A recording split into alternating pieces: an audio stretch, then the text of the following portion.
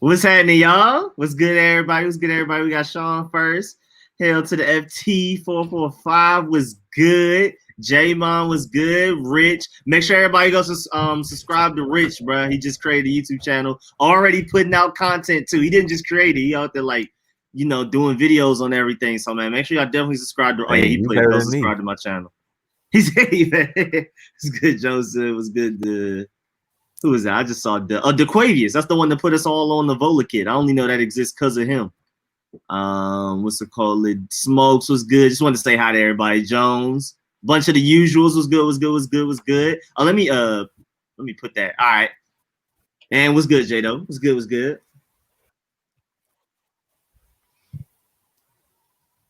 Why are y'all under me? Oh, y'all got to see this dog right here, man. Hello. Yeah. What's up, everybody? What's up? Somebody help her. I got a special update from my sources.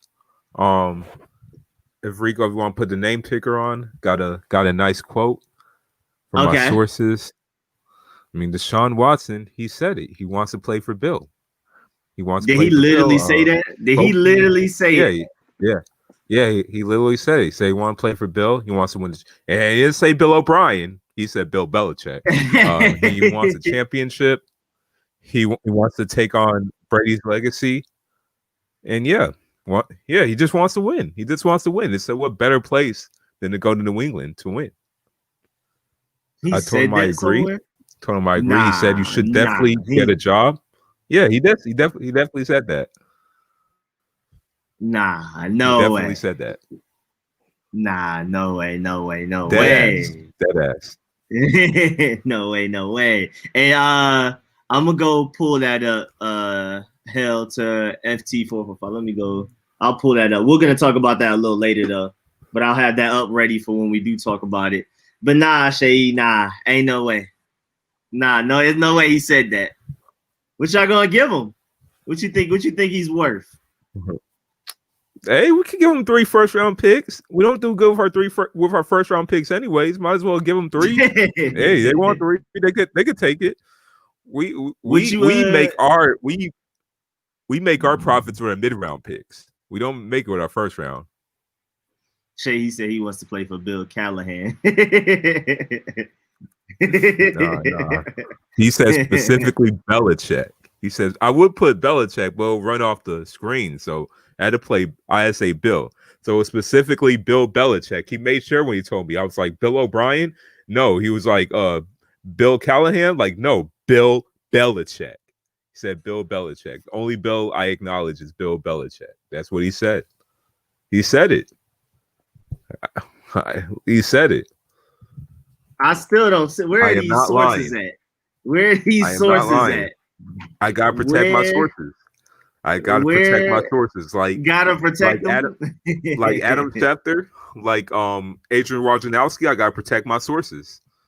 Not Bill Wilkins, not Bill Cosby, not Buffalo Bill, not Bushwick Bill. None of that. I haven't seen any sources. I'm looking it up right now. The Buffalo Bills, none of that. Only Bill Belichick.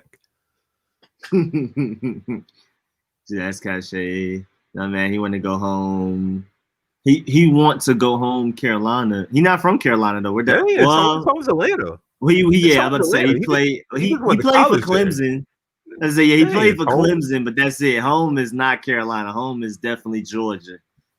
I thought, bro, Georgia out here. It used to be California putting out the best quarterbacks. Now it's Georgia. I don't know how, but it is.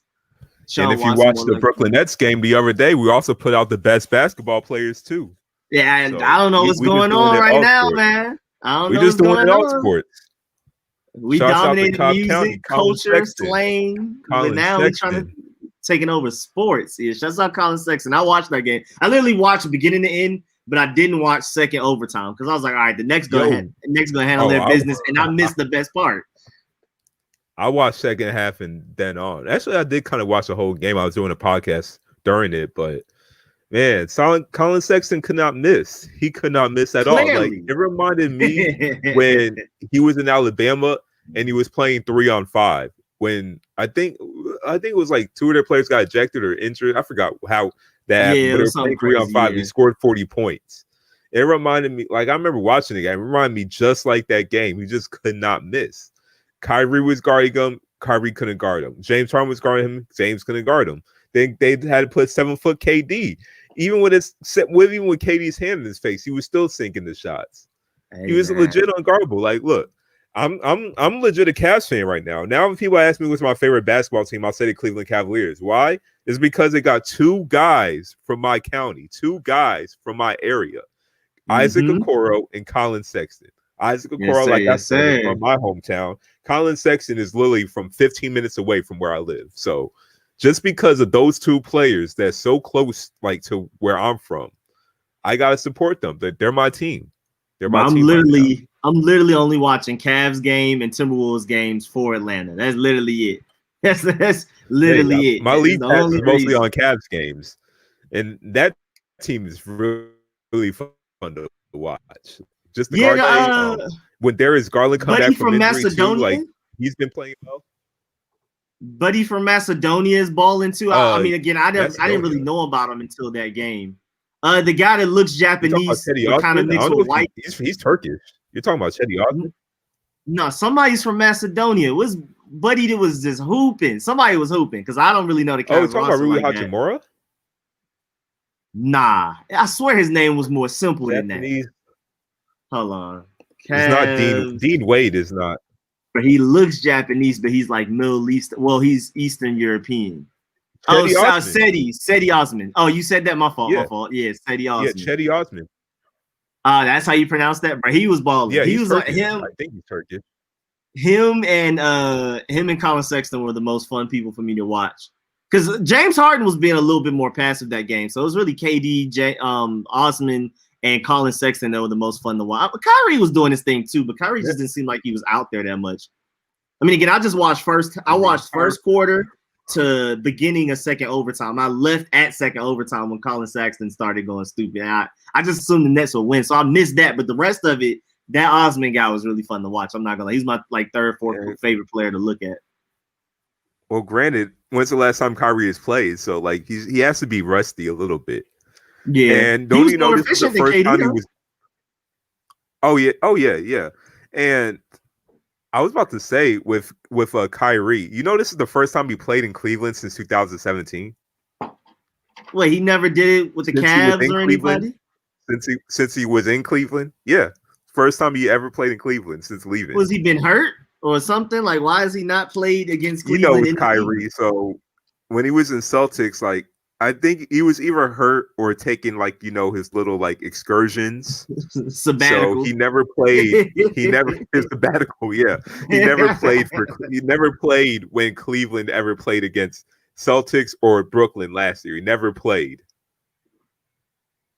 That's so how, bro? It's been like 4 years. What have you been doing? I'm saying. What have you been doing? It's not the NFL. It's the NBA. You play everybody at least twice, I think, right? At least. Pretty much. Then especially they're in the same. If they're in your division. Yeah, conference division. How has he been avoiding this? No, that is very underratedly bad. That needs to be exposed. But hey, he acknowledged Cleveland. Cleveland gave him like that little like celebration. That's why he just now got his celebration. That's why he just now got like his like videos. Like they've been saving that for years. It was like, whenever you're ever going to come back so we can actually use it. Like they probably made that video for years. It's just been happening on USB drive this whole time. He pointed at his ring finger to say like he got a ring there. So he acknowledged that. Boy. And also, you notice too, Colin Sexton actually is wearing his former number 2. And yeah, I saw that. No, somebody pointed that out. Yeah. Because he was wearing Kyrie's number. He was wearing Kyrie's shoes. And he got a bucket on him. So what's funny when Kyrie do like those inadvertent forearms to Colin Sexton and Kyrie got like a technical something. I was just like, oh, that's Kyrie saying like, oh, you're not my replacement. So he gave him that little like love shot at him, made Colin fall to the ground. But guess what? Colin got back up and just drained shots on him. Love it. I didn't even know about that. It's now like, I'm even we don't more need happy you anymore. You could stay in Yeah. Brooklyn. Oh, you didn't see that forearm that No, Kyrie I missed put? that Like forearm. it said Colin to the ground. Oh, now I'm even more happy. Oh yeah. He actually he threw 2 shots. That was just only one. He threw 2 shots at Colin. Oh yes, sir. Yeah, ball out, Colin. So, I'm definitely.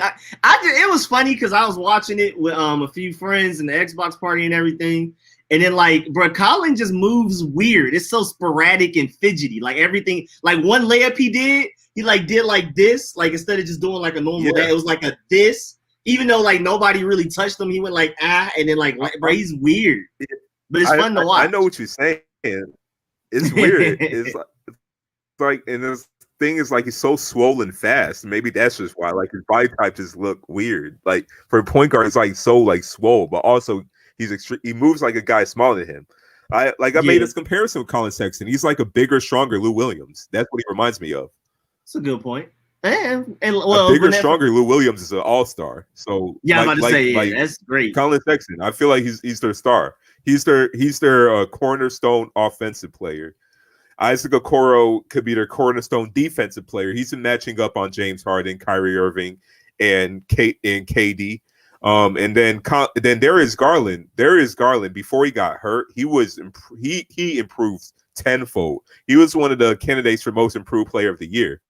So, look, if he could continue this improvement, this Cavs team has one of the best young cores in the NBA, and I'm shocked. I never thought I've seen a good Cavs team post LeBron, but this team is Buddy very with promising. The afro was balling on defense, too. Oh, my Lord. He was literally bullying DeAndre Jordan or anybody that came into the paint. Oh, yeah, Jared Allen, former Nets. Jared Allen, he's the one that used to be on the Nets, right? For the James Harden trade. Yeah, bro, and he was playing his heart out. Like, you could tell he was going for revenge. He was a beast for that too. He was a beast for Brooklyn. Like he had his best game of the season right before he got traded to Cleveland.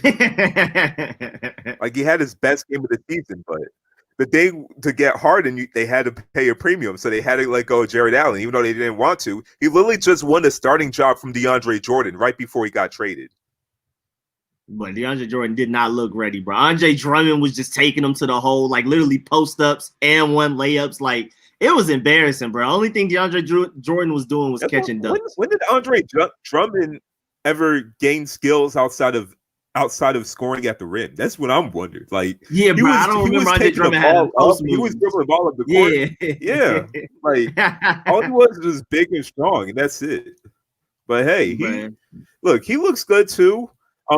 They have like 30 big men on the roster, so I think Drummond is going to be the odd one out. So he's probably going to be the one to go because at the end of the day, Jared Allen's younger and Drummond is too expensive.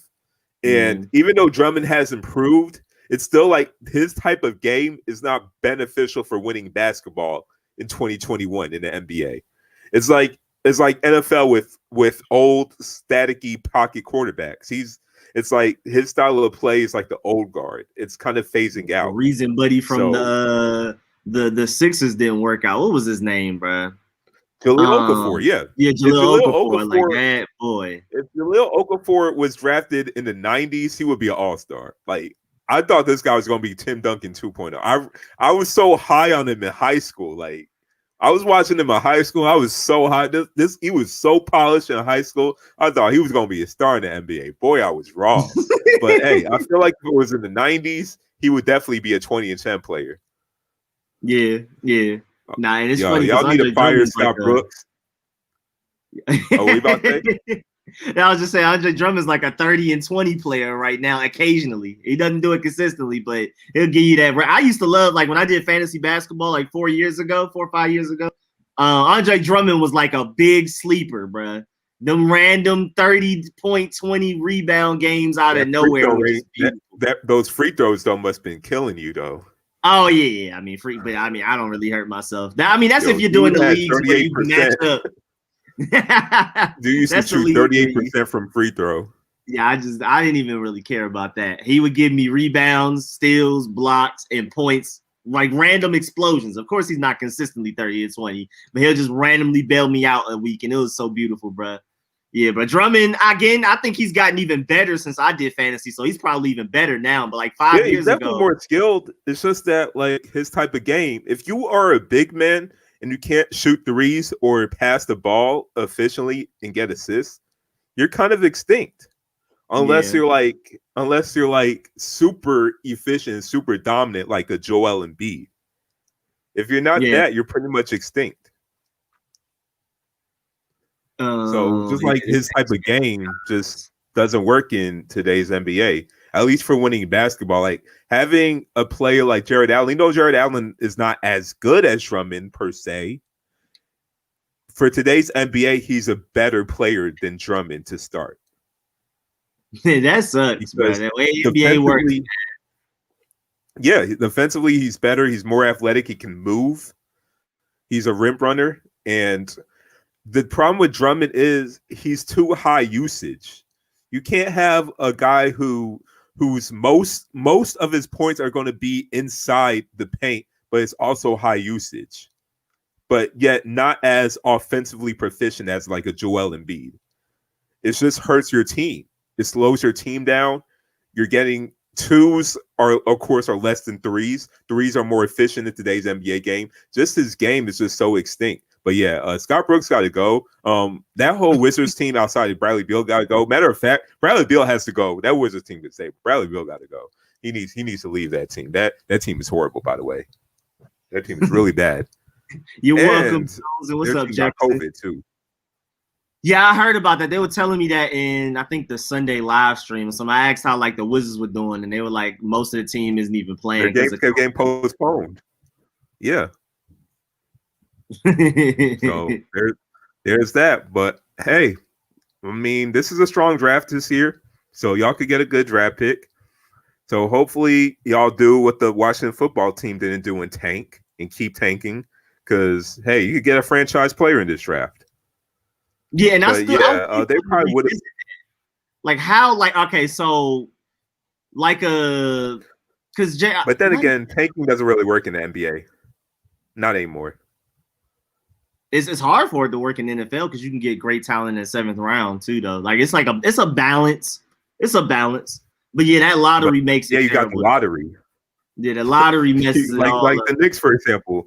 How many times have the Knicks been the worst team in the NBA? They still came and get a top 2 pick. Now that's a good point. That's a good point. That's a really good point. But no, go ahead, because I was going to talk about something else. I was about to say, like, look, RJ Barrett's playing good this season. He's playing better this season. He's playing better. But I was never really sold on RJ Barrett in college. Like how you felt about, let's see, a quarterback you felt that was drafted high. Sam Darnold. I felt like something about RJ Barrett. He's just way too selfish for my taste. For a guy who's not a shooter, he was just way too selfish. I do remember watching that team with Zion, and it was like, bruh, can Zion get the ball? I'm here to watch Zion. He's a ball stopper. Look, he's playing better now, but if you are a ball stopper, you gotta shoot well, and he wasn't a good shooter. He wasn't really making other players better with his passing, at least compared to Zion. Zion to me was a better passer than RJ Barrett. So it was like I thought he just gave me Rudy Gay vibes, as in a guy who could get his buckets, but is not really going to make other players better. I feel like he could be better than Rudy Gay. I feel like his ceiling was DeMar DeRozan, but I just wasn't really too high on it for him. I felt like it was more likely RJ Barrett was not going to be an all-star caliber player. It'll be like a very solid starter, like a Harrison Barnes level, but not an all-star caliber player. The lottery made the difference for the Knicks from getting John Morant to RJ Barrett, the second and third pick. If they got the second pick, they would have had a legit future superstar in John Morant. Oh boy, but John Morant in New York would have been crazy. I'm saying how much camera time you would get. Oh, I'm saying all the commercials he would have. All the commercials. But like, look, RJ Barrett, he looks like he's going to be good, but I'm still not sure if I see star player. Not yet. But it looks like he could be a solid scorer, like like I said, Harrison Barnes level type score for right now. But the difference between RJ Barrett and John Morant, that talent level right now is huge. Yeah. So that was the difference. And so like even tanking doesn't really work in today's NBA. But what's looking like in a draft, if you were in the top 4, you can get a possible franchise player. At least what it seems like right now. We don't know until it gets closer. But look, you got Evan Mobley, you got Cade Cunningham, you got Jalen Green, you got Jalen Suggs. And do you think they're all 4 of those guys are potentially better than Anthony Edwards, James Wiseman, and LaMelo? Yes. Like, yes. Do you think James Wiseman, Anthony Edwards, and LaMelo will literally be 5, 6, I won't say 7? better yet, but if those guys were in this previous draft, they could have been number 1. Okay. They probably would have had a more likely chance of being number 1. Okay. I guess I'll switch over to you, Rico. Smoke don't want me rambling anymore, so hey, I'll switch it over to you. I'm just having fun talking about basketball. Y'all know Seyi know more, definitely more than me when it comes to basketball. Rico, did you see that video of Trey Lance slinging the ball? He said someone stop shit. I mean, especially after you mentioned the Wizards and Bradley Beal got to go, so I can see that. But that's really interesting to me. I'm gonna talk about Trey Lance soon, but that's just really interesting to me. That like that next draft is gonna be that good. Because I mean, I personally love Anthony Edwards just mostly because of where he's from and how well he represents where he's from. But like, I don't know, it just seems like LaMelo's been balling. I've been seeing Seyi just went on 6. But it just okay. Seems so like, y'all want me talking? All right. Y'all want me to? Okay. Oh, we do got to do the Florida State thing. I got the link up. I'm literally sitting here looking at it, but I was gonna wait till we got to that point. I didn't want to just cut off what we were talking about. But yeah, man, I love Trey Lance. What are you talking about? Y'all Trey say Lance y'all want me to make a YouTube page, but yeah, y'all want me rambling. So it's a good point. Hey, put the link in the chat, Sean, so I can show the Lance thing, so I can be talking about it while I'm showing it while I'm talking about it.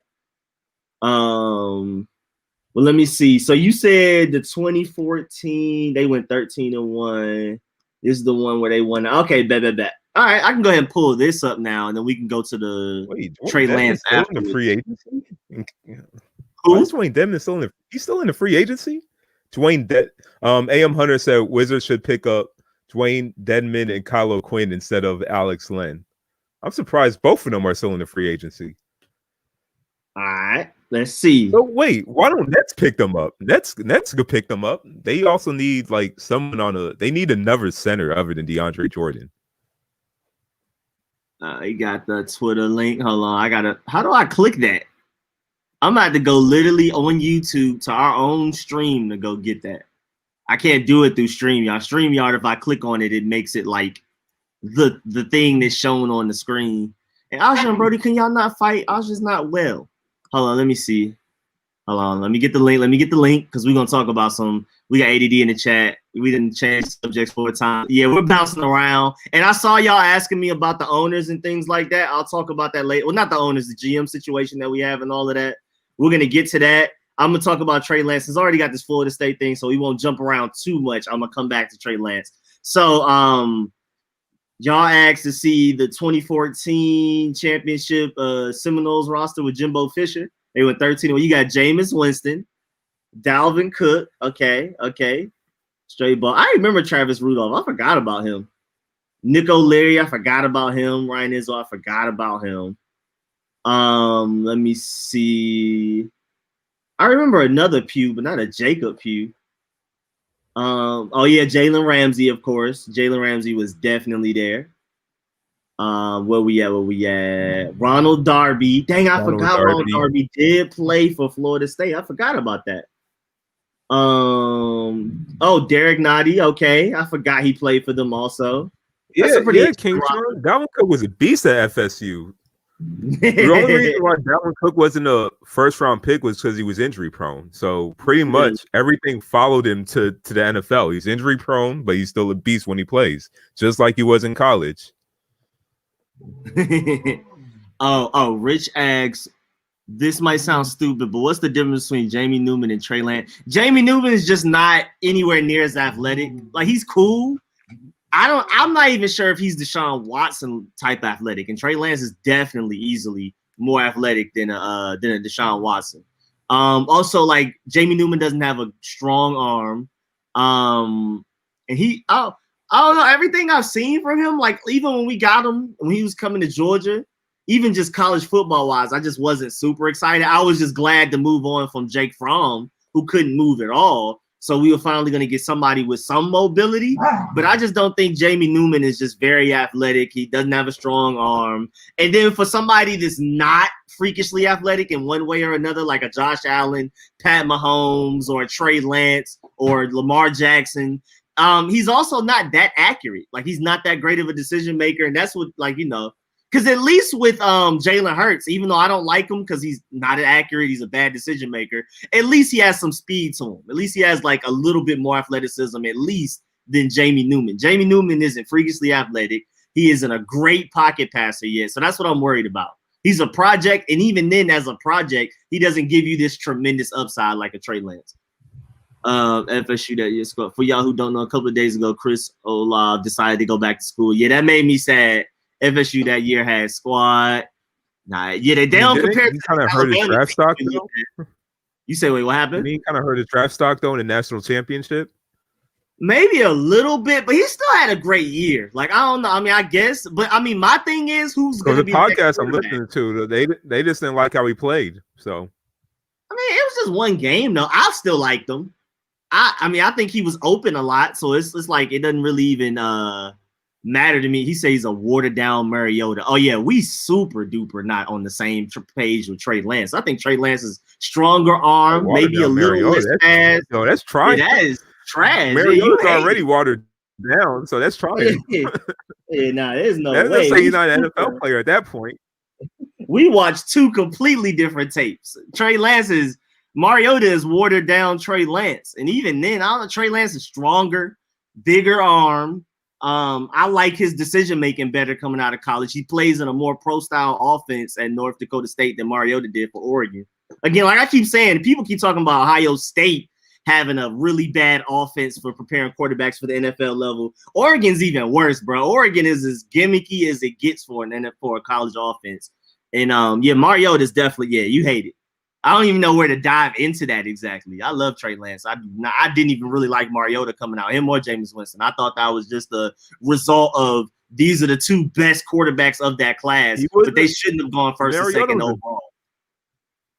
Mariota was a beast in college. It was mostly the system more than anything. Let's be honest. Oregon.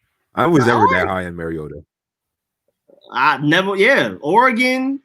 I mean, Mariota and Jameis Winston coming out of college, I didn't like that much. I could see the sign writing on the wall. I didn't think Jameis Winston would be out here throwing 50 interceptions. Of course, I didn't think Mariota would just be completely not usable in the NFL offense. But I didn't like them coming out. I already knew that draft class was weak, and we were basically just forcing them to be number one and number two off of the fact that they were like the best things available that year. But any other quarterback class, they wouldn't have gone number one and number two. Mariota was used wrong in Tennessee. I agree, but he's still not. I think Trey Lance still has a way better potential than him, way better, just period. I think even if you put Trey Lance on Tennessee and they use him the exact same way they use Mariota, Trey Lance will get more out of that offense than Mariota would. They want him to play like Winston, but the NFL has changed. Darby plus Ramsey equals lockdown. Yeah, they had a really good corner core for that. It's still not those Alabama rosters, but you say, wait, what? But Jalen Ramsey and Ronald Darby, that's crazy. Yeah, that is. Yeah, two number one quarterbacks in the college team. That's why they went all the way. I don't even know how they lost. Like when it was basically like when LSU, I guess Maurice Claiborne never really lived up to potential, but when they had Patrick Peterson on one side, Maurice Claiborne on the other side, like, and then they got Tyrann Mathieu at nickel. Let me see. Let me go to 20. You said go to 2013. Let's go to previous year. Let me see. Oh yeah, wait. Yeah, my fault. This is the 14 and no one. Yeah, so it's 2014 championship, 2013 roster. Dang, I forgot about Devonta Freeman. He was a junior that year. Jameis Winston, Devonta Freeman. Let's see, Nick O'Leary again. I remember Cameron Irvin. What happened with him? Let me see. Telvin Smith. Okay. Let's see. Ronald Darby, of course. Jalen Rand. Oh, LaMarcus Joyner. Oh, he was a senior, so he was there. That's secondary. Oh, yeah, that secondary was filthy. That secondary was filthy. That secondary was wild. Let me see. Yeah, it's still not those Alabama teams, but that secondary is crazy. That secondary again as well. Yeah, they got some guys on there. They have some guys on there for sure. I think y'all are tripping. Mariota is far better college QB than Lance. No, I definitely think it's a debate because Mariota was a result of the Oregon system. Trey Lance is actually a really good quarterback. Lance, I think, is scheme diverse. Mariota literally has to be in the right situation to work. I don't think Trey Lance has to be in this exact super tailor-made offense to be great. But again, I think we're just looking at the same film and getting two completely different results from it. Because I don't think Trey Lance is even a Mariota comp. Like, I don't even think Mariota's a bad version of Trey Lance because I think Trey Lance is just different. I think, if anything, Trey Lance is closer to like a Josh Allen, but just more polished coming out of college. And a little bit faster, slightly less of a strong arm. I think he's way more Justin Herbert. Mariota's a scrambling quarterback while not being as fast as an average NFL scrambling quarterback, like Lamar Jackson. Yeah, I think he's basically. I would say Mariota's watered down Kyler Murray, if anything, but I don't see him as a Trey Lance comp at all. I don't even think they're close. I think Trey Lance is built like a Josh Allen, but plays more like a Russell Wilson kind of. I mean, of course, that's just like two of best both worlds, and then it's just sounding like he's just this god level quarterback. But if you're talking about his body type and just like basically Josh Allen, a little bit faster, a little less arm strength, and then the way he plays like Russell Wilson, he does most of his best work on the run, but he still can throw it in the pocket. Trey Lance is still a good pocket passer, so. I don't know. I just don't see the Mariota comp even. Like, I don't even think they compare. I think Marcus Mariota is just closer to a Kyler Murray. He's just like not good Kyler Murray. Kyler plays totally different. And Kyler's faster than Mariota too, just like Seyi said. But I don't think Trey Lance is anywhere near Mariota. I think he's like over there, like different. I just don't like Fields, not because of Haskins. I like Fields. He said I think Fields is a bust. I wouldn't take any. I still like Fields. I'd be happy with Fields, but I understand y'all reservation. All right. When y'all see Dwayne Haskins light it up for Pittsburgh after Big Ben retired. All right. Yeah, and I keep saying, bro, if Justin Herbert worked out with Oregon, whose offense is even more gimmicky than Ohio State's, then Justin Fields should easily work out because Justin Fields is just more athletically gifted, and Ohio State, even as bad as it is of an offense for preparing quarterbacks for the NFL, it prepares quarterbacks for the NFL better than Oregon does. So if Justin Herbert can work out, Justin Fields can work out, period. And if you think of it this way, Justin Fields only played in Ohio State for a season and a half, really. He spent a whole year at Georgia learning their offense. Yeah, I agree. Man, trying to say Lamar. Rico, did you realize Trey Lance is more durable and stronger than Heineke? That's a pretty decent comp. Now, of course, Heineke's far more polished just because he's been in the NFL for 5 years. I don't know about Heineke coming out of college because I don't care to go watch those. I'm not about to go watch Old Dominion highlights.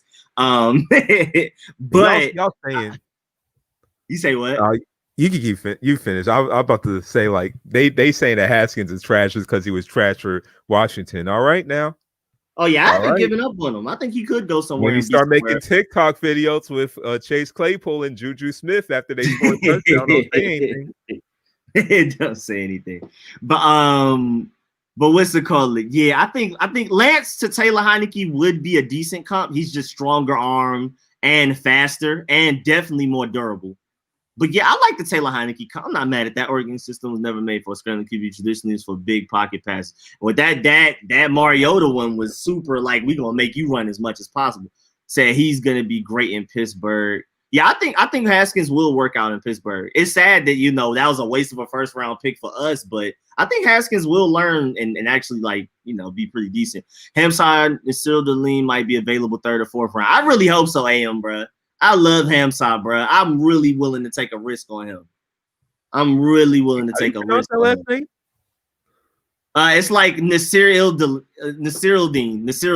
I think. Nasiruddin. Nasiruddin. I kept saying Nasiruddin for a while. Now I'm trying to get out of it. It's Nasiruddin. How unicorns fake with giraffes are real. It's more believable. A horse with a wait. What? What is Jones talking about? That man said I got a question, all caps, and came out with that. Came out with that one. I wasn't ready for that. Don't be saying nothing when Dwayne cuts out Chase Claypool and Juju because of the TikToks. Yeah, I know Haskins is immature, but I just don't see him being this dancing in front of a camera doing TikTok. I think he's even gonna look at Juju like, all right, bro, come on now. It's just funny though, like how we were talking about how immature Chase Claypool and Juju Smith was last week, and then all of a sudden they signed Dwayne Haskins. It just adds to it. Ben Roethlisberger about to say like, man, okay, I can't play next season. I'm retiring now. He ain't having it. He ain't having it in the locker room. He gonna feel like he babysitting. Nobody said nothing. I really don't understand what I mean because the Heisman year, Mariota passed 4,500 yards. Yeah, I mean, he was a great college quarterback. You can't deny that. But so was like Tim Tebow and Sam Ehlinger and Colt McCoy and all of these guys. And I just think Trey Lance is actually projects well at the NFL level. I didn't like Marcus. I didn't like that QB class. Like I knew that QB class was just iffy, and it was just like, man, people about to just end up taking these guys because they're the best available in this class, and then it's like, now look at them. Like I didn't think they would be great. I did not see Marcus Mariota in college and be like, oh yeah, this is gonna work out at the NFL level. Me personally, I just already, you know what I'm saying? I just felt like it wasn't gonna work. Him and Jameis. I think Trey Lance will be. I think Wilson, Lance, Fields, all of them will be at least better than what Winston and Marcus Mariota have been. I like them more coming out of college than I like those guys coming out. Jameis Winston and Mariota coming out of college. So AM Hunter says Juju might be here, Seyi, as in Washington, but his TikTok days will be over. And Ron Rivera, we trust. Well, I don't think you can stop somebody from doing something like that. Yeah, that's his personal life. And two, I also don't know if y'all really want him because the thing is, since he's young, y'all gonna have to pay him like a number one receiver. But the problem is he a number one receiver. Yeah, we was talking about that before he ever danced in the middle of a field. I didn't want him. A lot of us were saying we didn't want him because he's not that good. Antonio Brown was right. That man, Antonio Brown was super right. So Tebow never eclipsed 3,300 yards in college. I mean, I see what you're saying. Marcus Mariota was a better passer by default. Tim Tebow was not a good passer. But like, yeah, I mean, but that's just Marcus Mariota was better than Tebow by default as a passer because Tebow was that bad.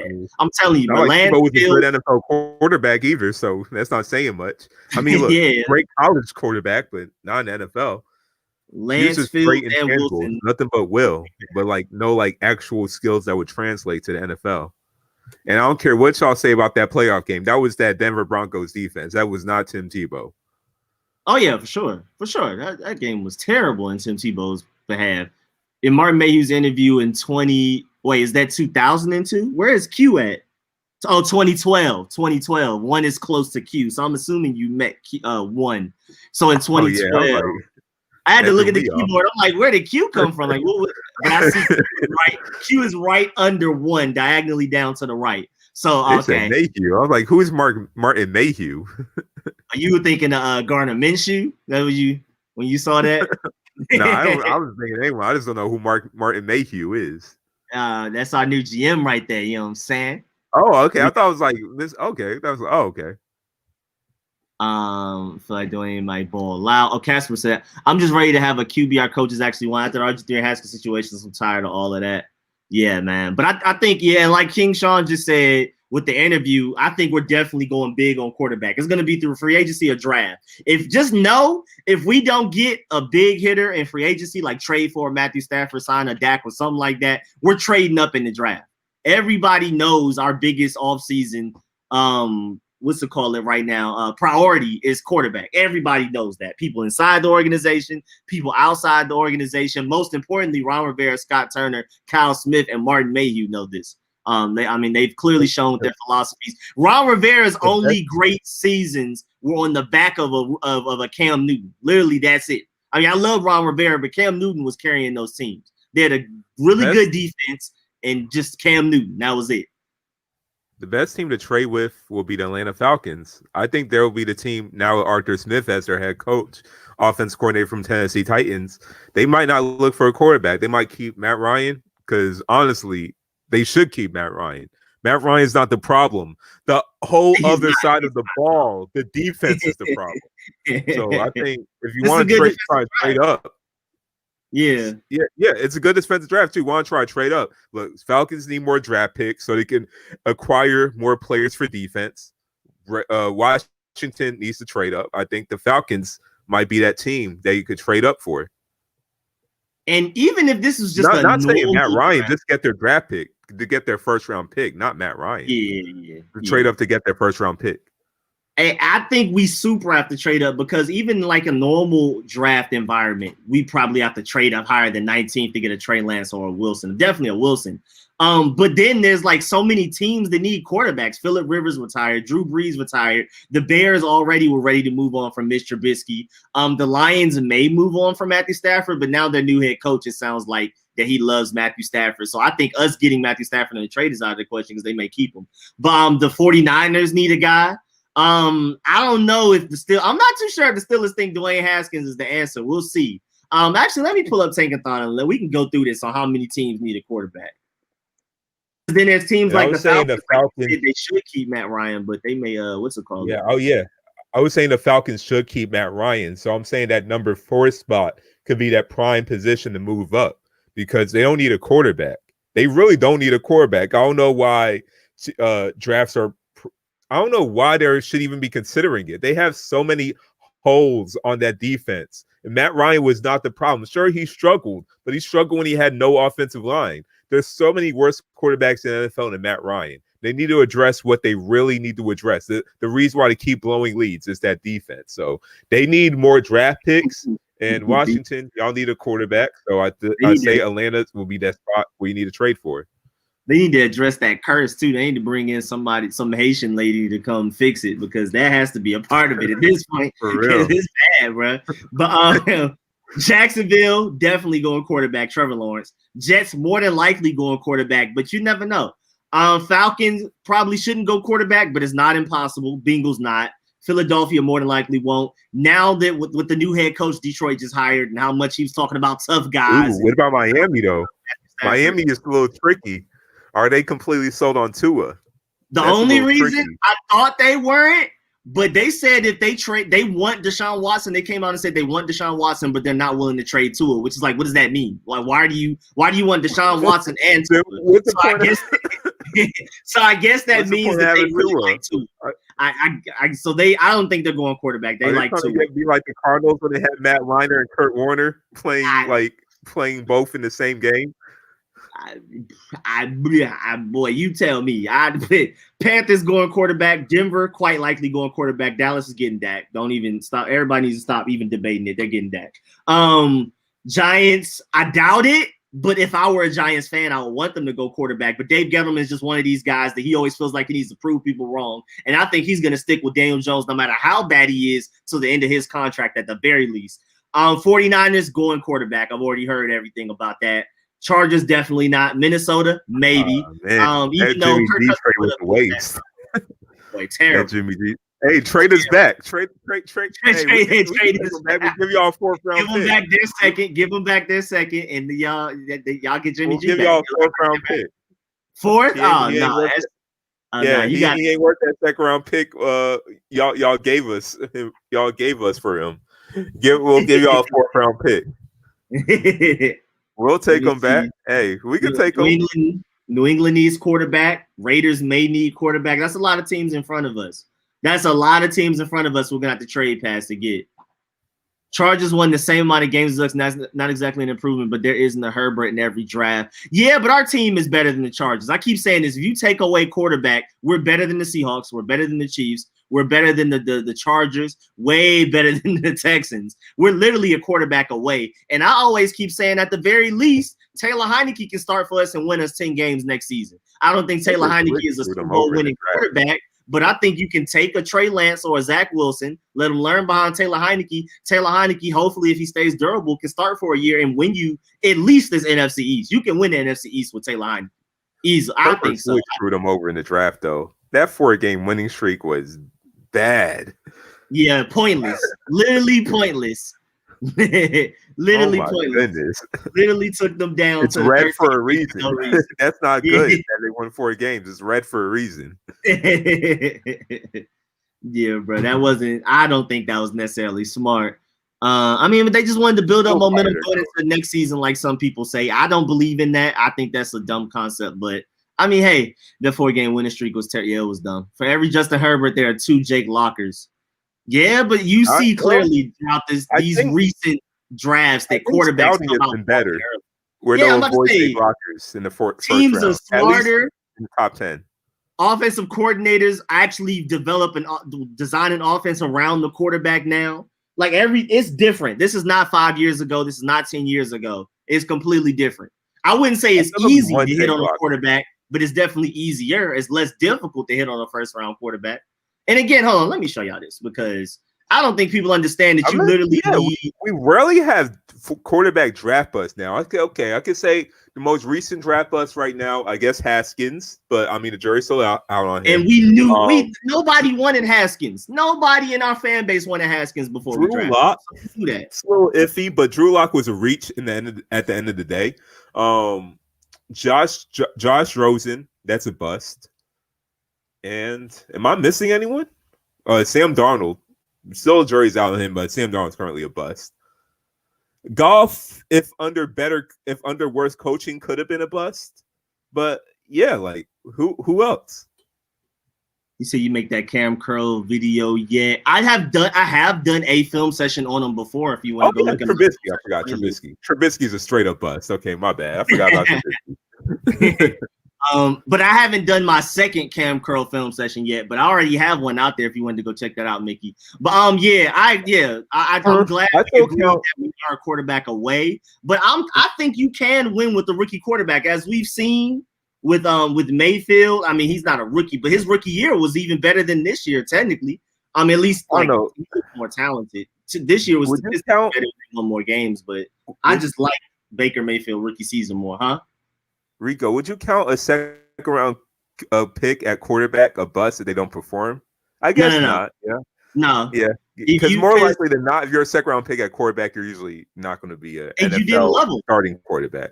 That's my thing with Trey Lance. If you're willing to wait till 19 to get Trey Lance, like we were willing to wait till 15 to get Haskins, that means you don't love him. You just took him because he just happened to fall to your lap. If you love him, you trade up for him. So if you don't trade up for a quarterback, if you don't draft them within at least the top 15, we might need to even go higher than that. Well, then that's really not even a Jimmy Garoppolo. We drafted him in the second round. I mean, yeah, if you're taking a quarterback in the second round, you're just like, hey, let's just see if this works. You're not like, oh yeah, this is our Super Bowl potentially winning quarterback. There's no way you're confident in it with a straight face. Otherwise, you trade up to the first round to get him. You trade up into the top 15. And I feel like we need to do the same thing with Trey Lance. I don't even want to risk him making it to us. And again, if he makes it to us at 19, that just means Scott Turner and Ron Rivera don't even like him enough to even really believe in him. And at that point, it's pointless to get him. But yeah, Mayfield's young, Josh Allen. Yeah, I mean, Josh Allen's different though. I mean, he came out of college even worse than what Trey Lance looks. So, like, of course, he needed time to develop. Mahomes took a year. Lamar Jackson came out immediately, but he's still not that great of a pocket passer. And what is going on? And then you have guys like Deshaun Watson, Kyler Murray, Justin Herbert that came out immediately were balling. Their teams just aren't ready. Our team is Super Bowl ready. We just don't have the quarterback. Once you get the quarterback, I think rookie quarterbacks are good enough now to actually go and win Super Bowls. They're good. They're good enough. I mean, of course, I would prefer to start Taylor Heineke and let Trey Lance or Zach Wilson sit behind them for however long necessary and not force them out there. But Taylor Heineke can win you the division. I think Mahomes, Allen, and Mayfield. Yeah, Mahomes, Allen, Mayfield, and Jackson, they're all 25 and under. So, yeah, like, a young quarterback is where it's at nowadays. I mean, then you got your guys who are just to find time like Brady, but yeah, getting a young quarterback is like literally where it's at. Agree, man. Oh no, Josh Rosen was trash. It wasn't anything about the team's not liking him. Josh Rosen was trash. And then we knew Josh Rosen was like, he said no rookie has ever won a Super Bowl. I mean, I think we have a good chance of doing it. And I mean, I feel that point, but like, It's bound to different now. happen eventually. The 5 way the years, NFL is shaping, it's bound to happen yeah. eventually. The NFL is different from 5 years ago. The sample size isn't big enough to really say never. I mean, if you want to talk about the last 5 years, nobody's done it. But last 5 years, quarterback development, how fast it is and how ready they are for the NFL level, like day one or at least year one at some point, is different from how it was even just 5 years ago, let alone This 10, could be a hot 20, take. 30. Who knows about the Jacksonville Jaguars next season? If they get Trevor Lawrence is everything that we expect them to be. And if that team, because their team is talented, they just were purposely tanking. When they stop tanking and they just get better players on defense, who knows? Who knows how good it'll be? Not saying they'll win a Super Bowl, but it could be a playoff team. Yeah, and then all right, so in comparison, Trey Lance, Zach Wilson versus whoever y'all want in free agency. Matthew Stafford, love him, but he's limited to 11 games. I mean, we love Matthew Stafford. We acknowledge he's wasted his years with Detroit, but they don't even make the playoffs. Like it's only but so much you can do when. I mean, I love Stafford, but on this team, even with as great as we are, I think we're like 11 win cap. Maybe a playoff win or two. Maybe you win the Super Bowl, but that's depending on if you can bring in free agents to build around him. Matthew Stafford is not a quarterback that can do it by himself. He's not Russell Wilson. He's not going to be out here elevating everybody around him to the extent of like a Russell Wilson. Smokes, the benefit though of drafting a rookie quarterback is also having a franchise quarterback on a rookie contract. So while I'm saying like they might not be in a position now, but you don't know who the Jaguars might sign the offseason. Maybe there'll be a lot of players that want to play for Trevor Lawrence, or just like what they got going on in Jacksonville. I mean, Jacksonville has no tax in Florida. They don't care about COVID, so they have that still regular lifestyle. Maybe players want to go to Jacksonville. So I think San Francisco 49ers are the perfect example. Even though Garoppolo wasn't like the franchise quarterback, at least I expect him to be. I don't know how y'all felt about him, but I thought it was going to be good. He was still better than what they had before. And just having a guy like him with that star-studded defense that they invested first-round picks into, that team went to the Super Bowl. So, you never know. Once you get that franchise quarterback, like, things can change. Exactly. And to compare that to our situation, rookie quarterback over, say like a Matthew Stafford, rookie quarterback making how much ever they make, Matthew Stafford making like 25, 30 million. Now that's way less money you have to spend on a Levante David at linebacker or an Allen Robinson with at receiver or Anthony Harris or Justin Simmons at safety. You know what I'm saying? That's why I want a rookie quarterback. First of all, they have a higher ceiling. Of course, it's bigger risk, bigger reward. Is way bigger risk, is way bigger reward though. And I mean, you can build around the team with a quarterback on a rookie contract. You can re-sign Jonathan Allen. You can re-sign Chase Young and Terry McLaurin when the time comes. Montez Sweat. You can go and get an Allen Robinson in free agency. And plus, this wouldn't count for us yet. But like if you get a Deshaun Watson, who costs a lot of money in comparison to Matthew Stafford, Deshaun Watson would attract more free agents to our team also. So I just don't really see the point of going in the middle. Matthew Stafford is this middle to where he may not be good enough to be like, oh, Allen Robinson. I'm Allen Robinson. Let me go to the burgundy and gold and I'll charge them less money per year at a Super Bowl run because Deshaun Watson's that great. I'll take 11 million per year or maybe 10 rather than 15 because they have Deshaun Watson. I don't see people doing that for Matthew Stafford. And then when you have a rookie quarterback, they don't even have to do that. We can go and pay Allen Robinson that 15 million a year with the ceiling of a quarterback potentially being as good as a Deshaun Watson. I'm sorry, I just got to take my chances. I hate playing the middle. I hate I love Matthew Stafford and he's better than anybody we had last season. And I still feel like his cap is maybe 11, maybe 12 wins, but I don't think Matthew Stafford is just this bona fide, oh yeah, we're winning the Super Bowl, we get Matthew Stafford. Like a Deshaun Watson will definitely be, and like a Trey Lance and Zach Wilson have the potential to be. Sorry, I got to take my gamble. I'm not just going Matthew Stafford and accepting winning a division maybe 3 years in a row, but not winning the Super Bowl. I mean, it'd be a nice little stint, but I'm shooting for higher. I'm sorry. Heineke also showed he can perform under pressure. Huge factor. Super Bowl is a big moment for a lot of players. Yeah, and again, just like that, I like Heineke. I'm willing to start Heineke next season as long as he can stay durable. I hate Kyle Allen, though. I'm not doing Kyle Allen. But Heineke, if he can start with a quarterback learning behind him, I'm super down for that. I was off for Deshaun Watson trade until Kyle Smith news. I have no confidence that we can recover from trading 3-1s without Kyle. Hey, honestly, that's a good point. I can't be mad at that. Because Kyle Smith not in the building drafting with us is a little scary, and I can see he's that. going to New England. He's going to New England. Point. Like the writing's on the wall. We'll trade him 3 first rounders. Y'all want 3 first rounders? Hey, you can have it. What we get with it anyway? Tony Michelle, Chad Jackson, like who else? And Kill Harry. We don't do anything with that. Hey, y'all can have him. Dang, that's crazy too, because the 49ers are expected to be some of the people picking up Kyle Smith. So, and he's literally about to go over there with Kyle Shanahan, and they're about to build a dynasty. I don't want to lose Kyle Smith, but it looks like we probably will. Rico, if we don't get Stafford or Watson, would you like Kyle? No Kyle Trask and Mac Jones, please, no. Well, what happened to John Lynch? Wasn't he the GM of 49ers? Well, I think Kyle Smith will just go over to take literally the position that either what exactly he was just doing here, he'll just make a lateral move to the 49ers, or he may become some type of executive of some sort, some type of thing. But I don't think he'll be going there to go GM. I don't think he's going to be a GM on any team he can go to right now. I think all GM positions a good job. He was doing a good, I'm saying he was like doing a good job there. Yeah. So, but yeah, I think he just, I don't know, I guess the writing's on the wall. Because, I mean, if he goes to the 49ers, he's basically making a lateral move. And if he were to go to like with Sean McVay and the Rams, he would actually be getting a demotion. But I think he would prefer to go to those teams rather than us, because there's room for him to grow and possibly become a GM. While for us, Martin Mayhew and Marty Herney, Ron Rivera are running the show, and there's really no room for Kyle Smith to grow. So that makes sense.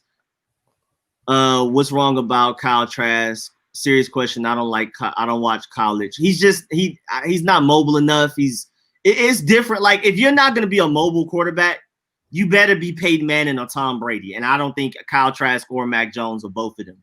So it's just like, I prefer to go mobile, especially with the current paradigm shift in quarterback play. Everybody's mobile. I mean, when I'm talking mobile, I'm not talking about Lamar Jackson, Kyler Murray, Russell Wilson. I'm talking about at least be Pat Mahomes, Aaron Rodgers or something. At the very, very least, like the furthest least, be Matthew Stafford. I'm scared Mac Jones and Kyle Trask may not even be that. So you better be better passing than Matthew Stafford and better than, or you better be as good as Peyton Manning or Tom Brady if you're not going to be as fast as Aaron Rodgers, Pat Mahomes, and Kyler Murray, Josh Allen, Justin Herbert, all of these guys. Like, half the league has mobile quarterbacks now.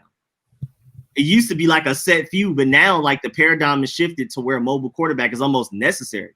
Dual threat quarterbacks taking over, exactly. The Rams lost their college scouting leader, the GM job, and the Packers lost their assistant GM. Yeah, so like Kyle Smith won't be able to get a GM job somewhere else immediately, but there is a chance for him to go to another team and work his way up. Whereas on this team, he won't be able to work his way up to GM. Martin Mayhew was here to stay for at least a few years, type of thing. He said, I see Kyle Trask highlights. He can move like Aaron. Nah, I still think Aaron Rodgers is faster. I don't like Rico. I think Taylor is franchise QB. I want your opinion. I like Taylor, but his problem is durability. Like Smokes brought up, I'm afraid of Taylor Heineke's durability. I'm really afraid of that. And I feel like if we start Taylor Heineke, even with a Trey Lance or Zach Wilson learning behind them, we may need a third quarterback to be ready to come in, because Taylor Heineke may get hurt early.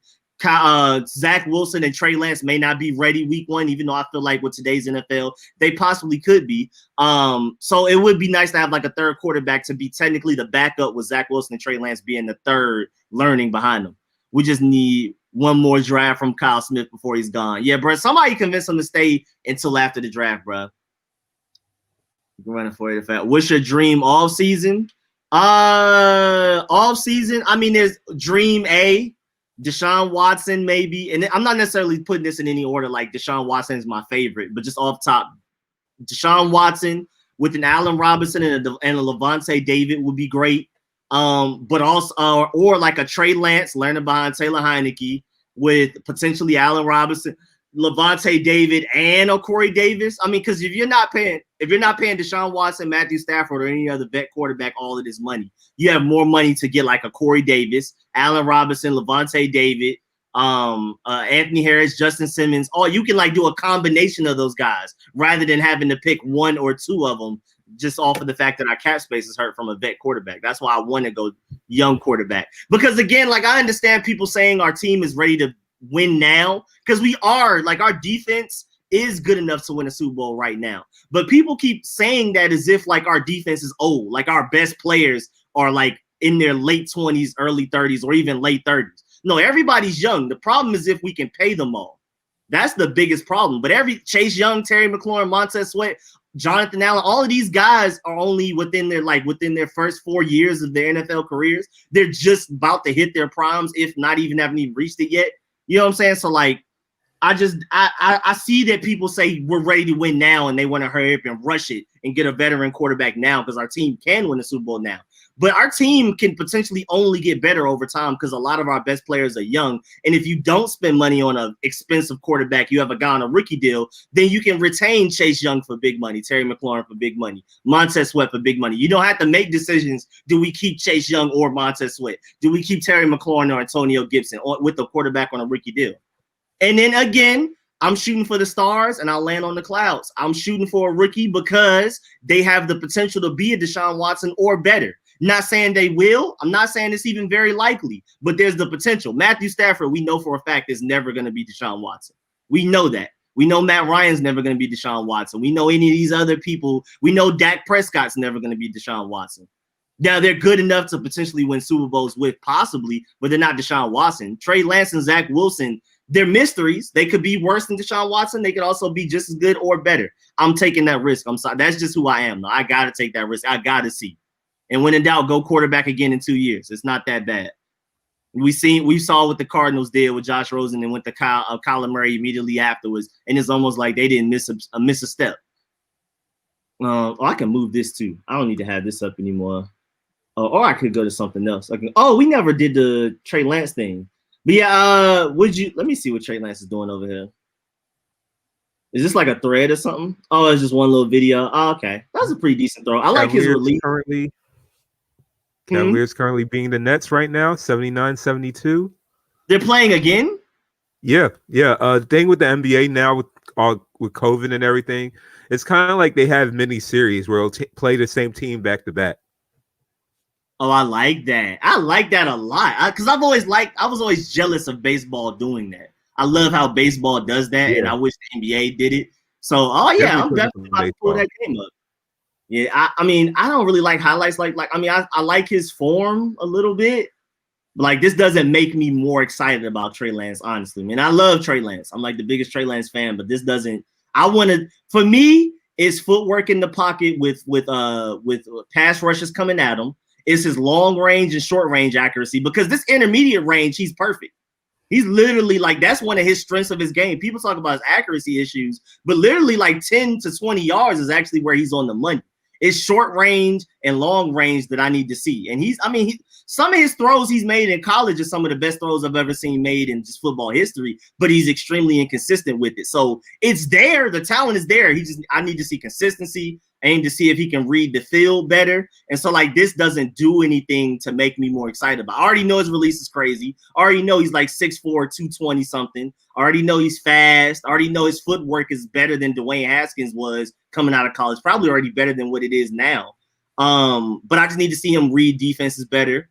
I need to see if he can handle pressure and because his footwork is great when he has a clean pocket, but when it's a dirty pocket, he tends to throw off his back foot and all kinds of weird footwork motion. So I need to see those improve. Those are the things with him working with Quincy, the quarterback guru, since he played that one game this season. I think a lot of that's going to be fixed by the time we get to his pro day. Maybe. Not guaranteeing it, but again, I love Trey Lance. But yeah, let me go pull up that game. Hold on, let me put this away real quick. I'm gonna pull up that game so I can watch it while we're talking. Hold on, I didn't know they were playing. I gotta pull up that Nets Cavs. It's like, why y'all talking about why? I just pulled it up. I was like, why y'all talking about the Washington football team? I was just like, no, let me pull up this basketball game going on right now. Cardinals, if you take away Kyler Murray and you take away our best quarterback, we're better than them. Like our team is constructed better than theirs. We just need, if we had a Kyler Murray, we're beating the Bucks, we're definitely beating the Saints, and we probably beat the Packers.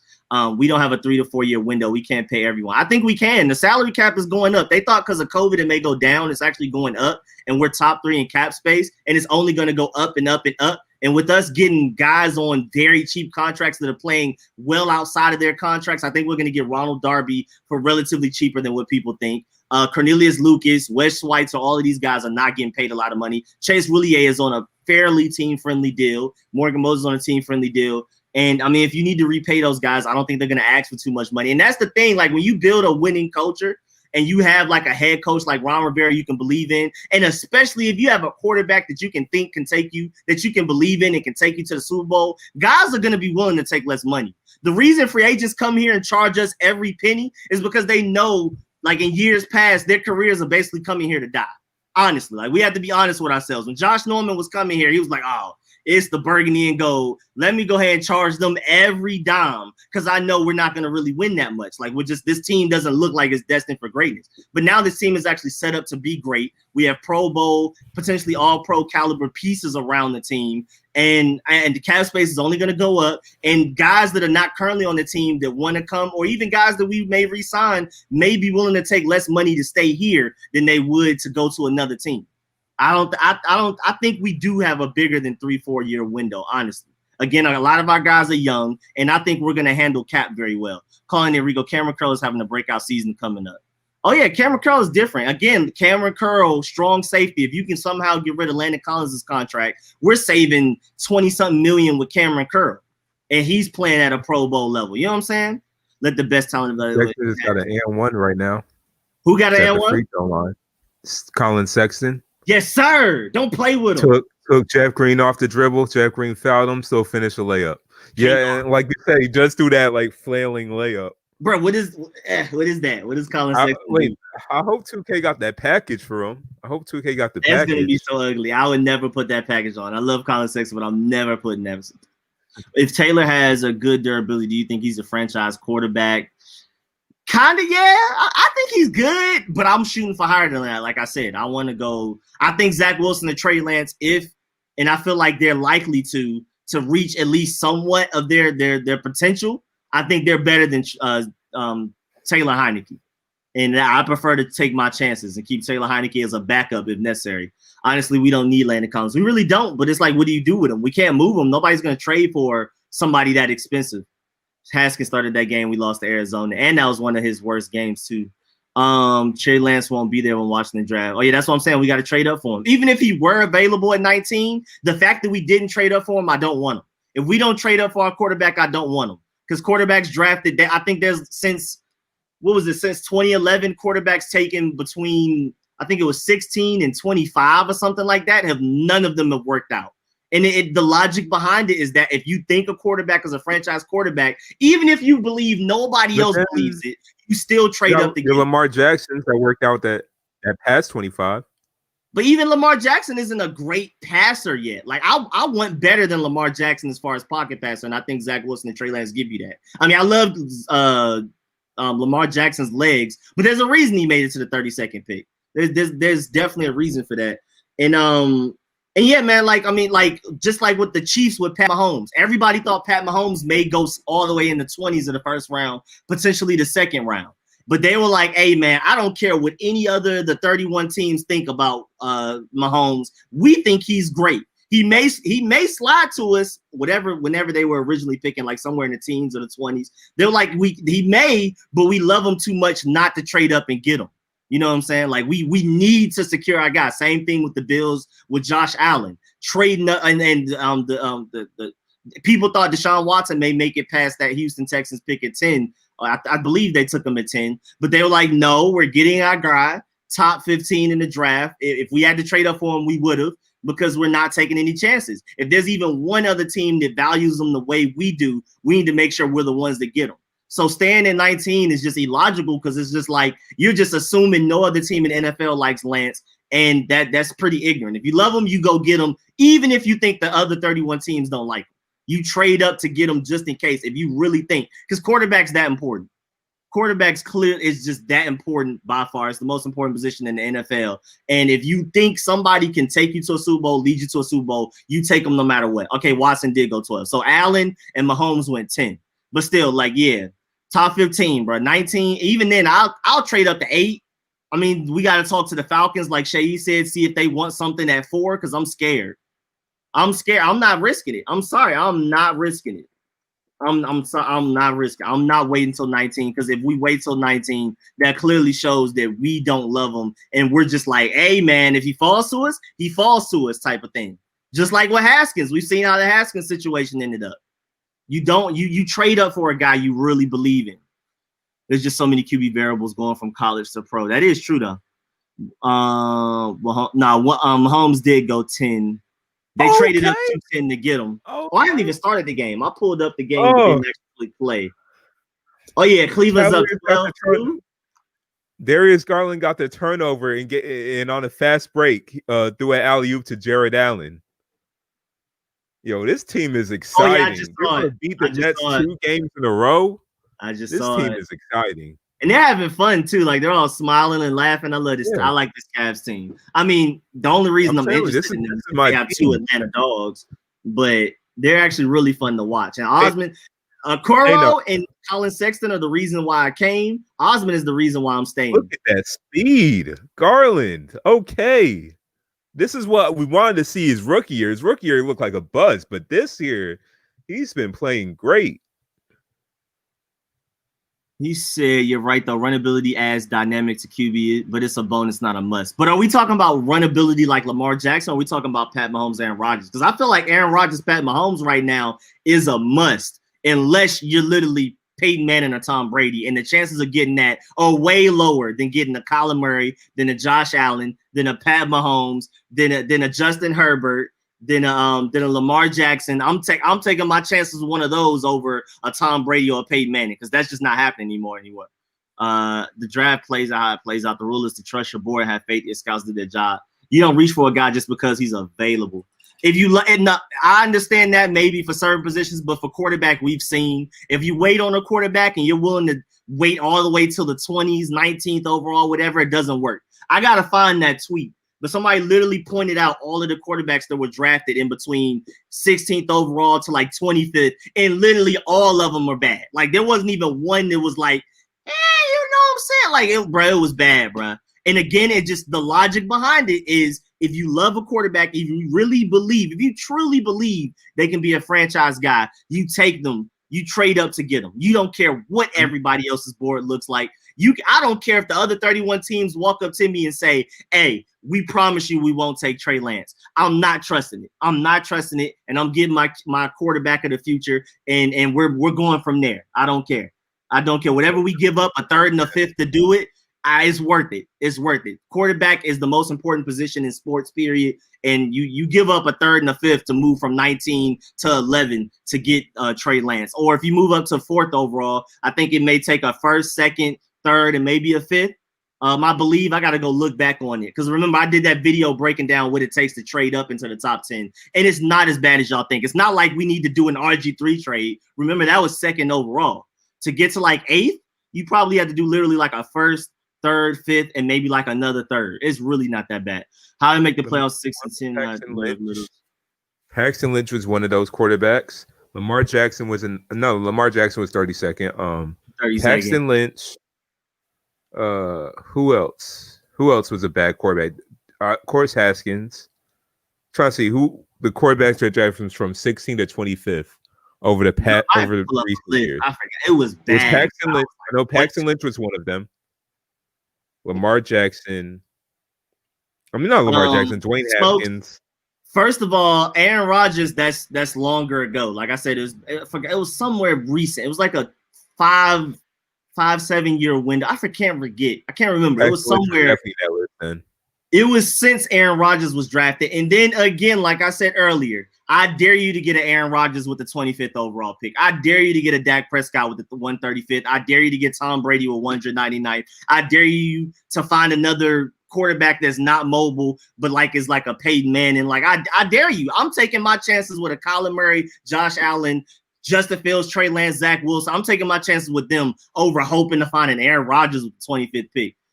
I mean, I know what you're saying. Like some quarterbacks have fallen and ended up being really good, but again, it's way more likely to get a trade up for Justin Herbert, take Justin Herbert where you are, high in the draft, or trading up for Josh Allen, trading up for Pat Mahomes, or trading up for Deshaun Watson than it is to just hope Aaron Rodgers falls in your lap.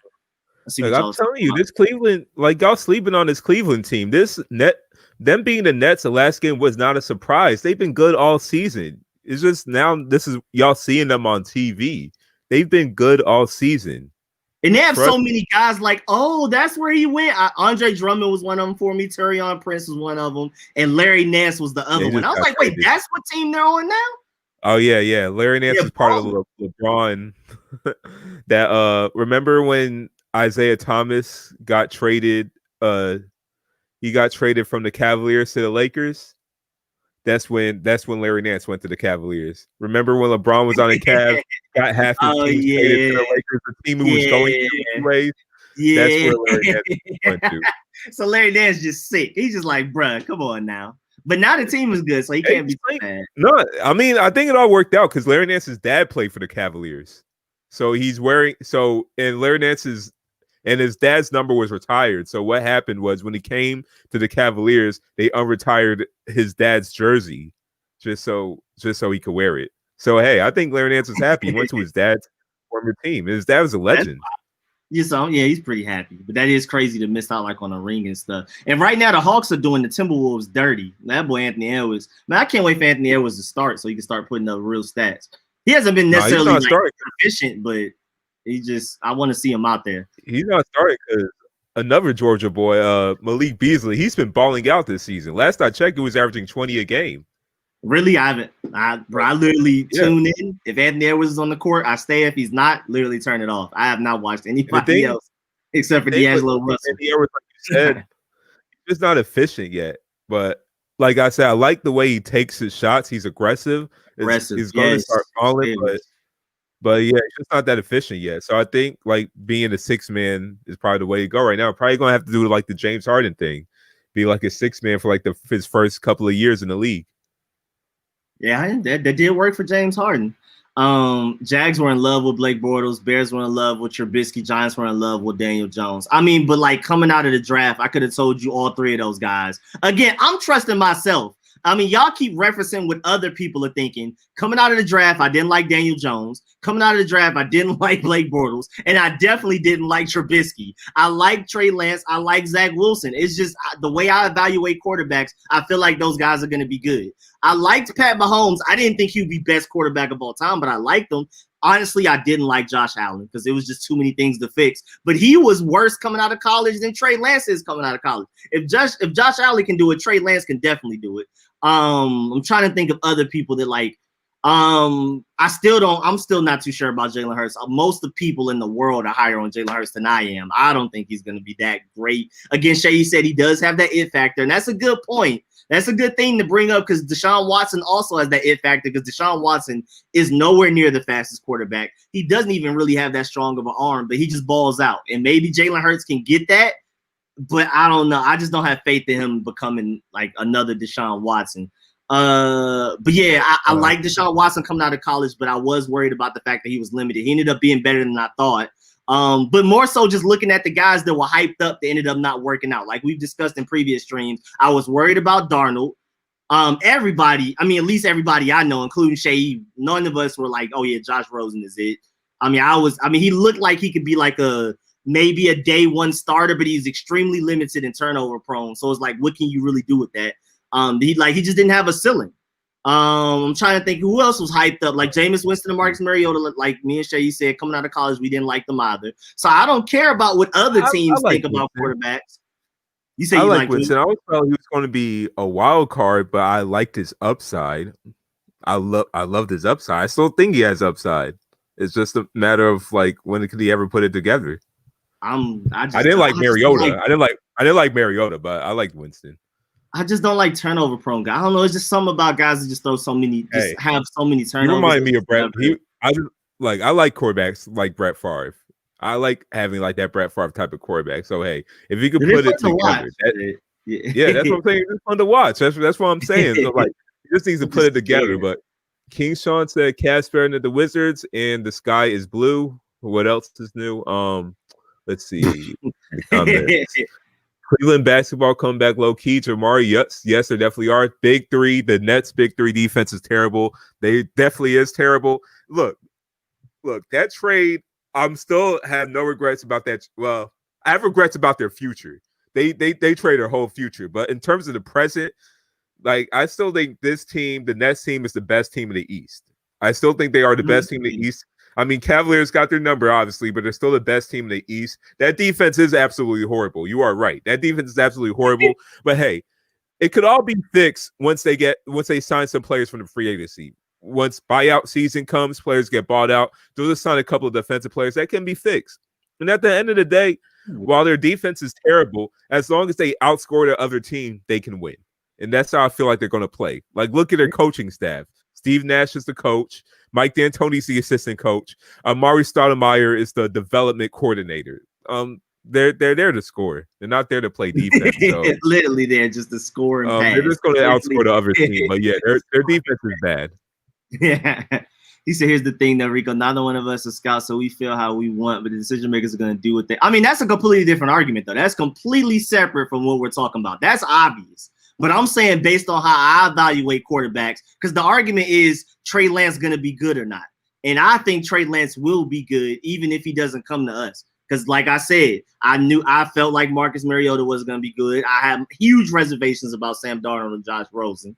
All these guys that ended up not working out. I could have told you if I had a YouTube channel back then, I could have told you I'm not sure about this guy, like everybody else thinking these guys are just automatic first overall quarterbacks that are going to be franchise guys. I feel like Trey Lance and Zach Wilson will be franchise guys just off of the way that I judge quarterbacks. And that's why my main point is where we started is Trey Lance is going to be a really good quarterback. And I think we can win a Super Bowl with Trey Lance. That's the whole point.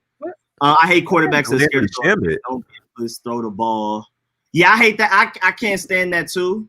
But I mean, Brett Favre is like a whole nother level though. And I love as a fan watching guys like Brett Favre, gunslingers and stuff. And Zach Wilson has a little gunslinger to him, which can be really fun. But if I were the GM of the Washington football team, I just kind of stray away from those guys a little bit. It just worries me a little bit. They're just too used to just slinging it around. And I mean, I prefer a Brett Favre over somebody that's just super passive, but at the end of the day, I prefer somebody in the middle. I'm not a big fan of like a Jameis Winston type coming out of college. Then we are having different arguments. I don't care about Trey Lance, whether he's good or not. Oh, I thought that was literally the original point. Rico, you did have a YouTube right there. Oh yeah, I wasn't talking about them yet. You break your personal record for days, live everyone. Wait, every day you live. I hate them. Nah, I'm not ignoring Jones. It's just in the middle of it's just random stuff. I don't know how to reply to that. I literally have no idea how to reply. I'm saying I've always said don't reach and jump out the window for Ricky Cougar. If we get one, cool. If not, also. But that's what I'm saying. I'd say Trey Lance is good enough for you to jump for him because we've seen in like the past 8 years. I forgot. I think it's 5 to 8 or something. If you don't trade up for a guy, or if you're not already picking top 12, you're not getting a franchise guy. It's almost impossible because, again, the logic behind it is if you're willing to wait on a quarterback in the teens and the 20s, that means they weren't good enough to begin with, and you shouldn't take them. You might as well wait to the third round to get them and spend that draft pick on a surefire. Andre Drummond got bad taste in music. Oh, no. Wait, what is he like? Best rappers, said he like Drake, Lil Wayne. Yeah, I think Eminem. You know, I'm fine with Eminem, but Drake and Lil Wayne, best rappers ever. Old Wayne, old Eminem. I can't be mad at that. But yeah, Drake is. I don't listen. When I say Eminem, I never say this Eminem like that. This Eminem's not relevant. It's always old. Coffee pot. Will I spit it on Donald Trump? Probably not. Like, what does he talk about? He's just rhyming to rhyme. That's literally what he said. I have an awfully hot coffee pot. Probably not. What was he talking about? I say he has Ice Cube syndrome. I say this because he only raps good when he's angry. The thing is, Eminem already made all his money. I think he's a millionaire, borderline billionaire, probably. I don't know, but I know he's a millionaire. He's not angry anymore. He's happy. He's good. He's set. So because of that, he doesn't rap well anymore. He only raps good when he's angry, just like Ice Cube. Ice Cube only rapped well when he was angry. And that was back in the early 90s. He's not in the 80s. He's not angry anymore. They only rap when they're angry. When they're not angry, they're trash.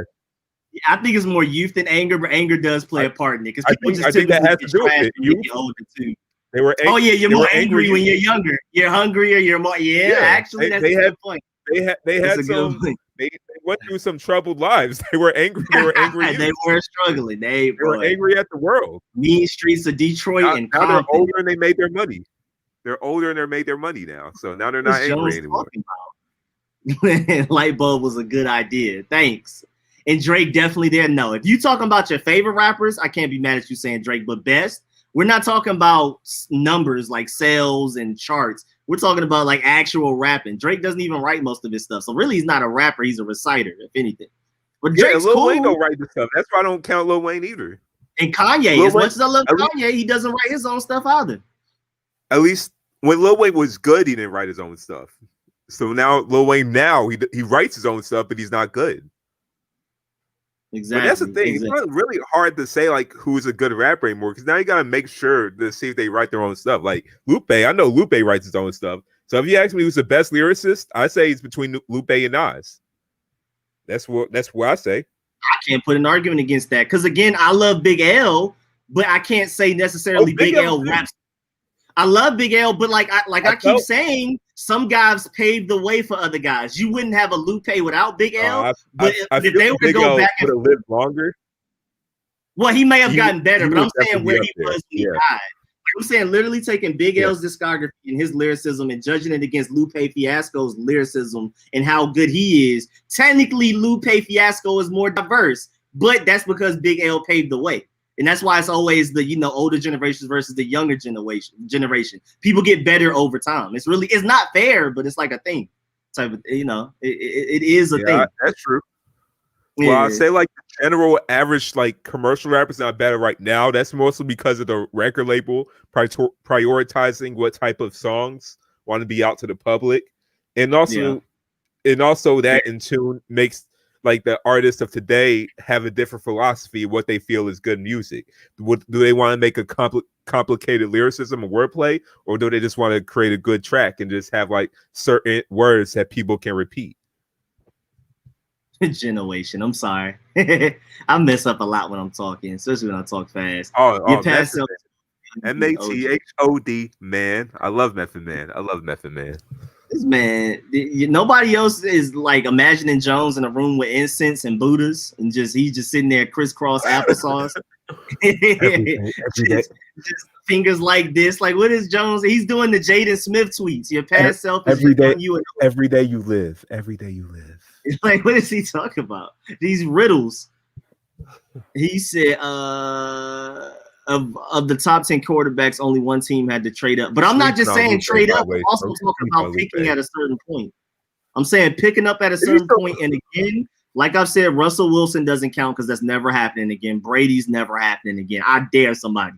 I'm willing to bet my life savings versus yours. Somebody's not going to get a Russell Wilson that late, a Dak Prescott that late, a Brady that late again. GMs are smarter. Scouts are smarter. People have learned over the years. And the NFL landscape is different. It's easier to design an offense that brings out the best out of your mobile threat quarterbacks than it used to be. Now your quarterback doesn't even have to be that good of a pocket passer to be a really good quarterback in today's NFL. You don't need it. Josh Allen is still relatively inaccurate. But he's mobile enough to make plays off schedule. You saw how he killed the Colts. That was just pure athleticism more than just his ability to be a pocket passer. And again, I'm not just talking about trading up. As long as you pick within like the top 15 at least, maybe arguably top 12. Wait, what happened? I just saw the Kyrie just put Colin Sexton in the mix. He crossed him and then got an and one. And I was about to reply to Smokes. If you still refer to Lupe with kick push, I can tell you haven't been listening to Lupe in a long time. So you don't have anything to say about him of his lyricism or not. Lupe is definitely one of the best lyricists we've ever had in the rap game. You can't tell me otherwise. Like they have classes based off his lyrics. Yeah, and I hate Lupe Fiasco personally, but just being objective, I have to admit Lupe is one of our best rappers of lyricism of ever. Yeah, I hate Lupe personally. He's weird. Then the thing he had with Chief Keef, and y'all know I love my Chicago stuff. Then the thing he has with Kid Cudi. Like, I hate Lupe Fiasco as a person. His battles on that one. I say he'll smack Kid Cudi when he sees him. Chief Keef's like, man, it's like, I pray for my Chicago brothers. We need to stop fighting each other. He did take his back. Extra positive when smart. keep. That is smart business decision. I don't blame him. Smart business decision. Take his battles.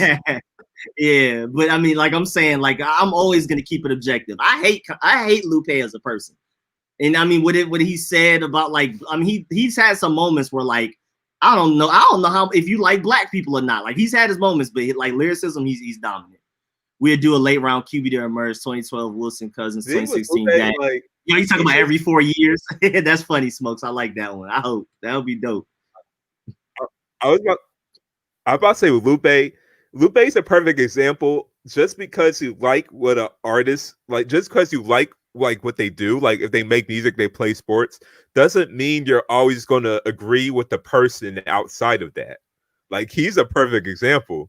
Because all the music you listen to, you like, oh yeah, I so vibe with Lupe. Lupe's my spirit animal. But then you listen to one of his live streams and he goes against everything that you thought he would support. I mean, hey, I have no problem with it, but like he's like just the perfect example.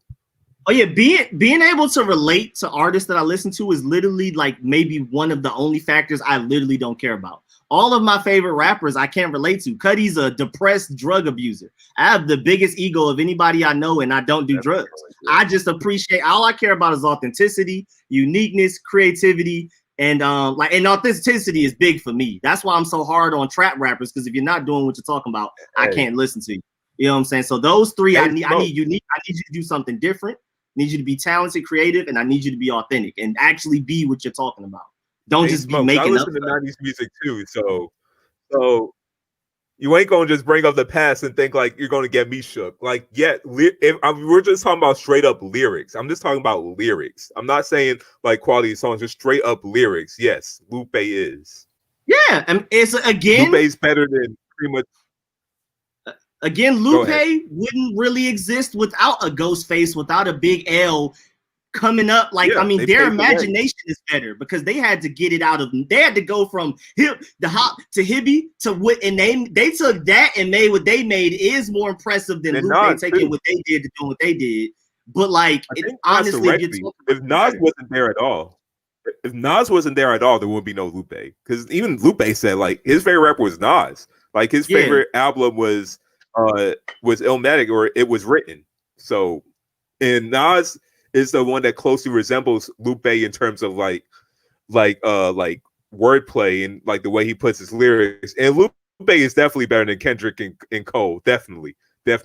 Mos Def, I mean, you can debate between Mos Def and Lupe. Lyrically, Lupe is better. I'm just talking about lyrically. Songs, you can say Mos Def. Black Thought, I think Black Thought is the closest lyric. I think Black Thought can actually debate between Lupe, because Black Thought is also one of the best lyricists of all time. So, look, you could debate with Black Thought. Me personally, I calculate like concepts and themes into my lyricism, so I prefer Kendrick lyrically over Lupe. Like, I see what you're saying, but like how Kendrick has concept albums where an album literally has a specific theme and concept, I calculate that in lyricism. But I see what you're saying. Lupe is definitely top. Like, I'm on your side with that, but I personally would take Kendrick over Lupe. Not even just musically, but lyrically, because I like themes. I like for something to have like a story, like how some Kendrick Lamar albums, like literally song 1 is basically the beginning of the story, the last song is the end of the story, and everything in between is parts of the story. It's not just random song, and that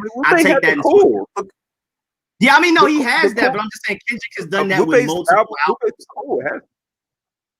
Yeah, but I'm just saying Kendrick has done that with multiple albums. Like, that's why I love the fact that Kendrick. The thing is, Lupe actually said he wanted to do that, but his label never wanted. His label never let him do that.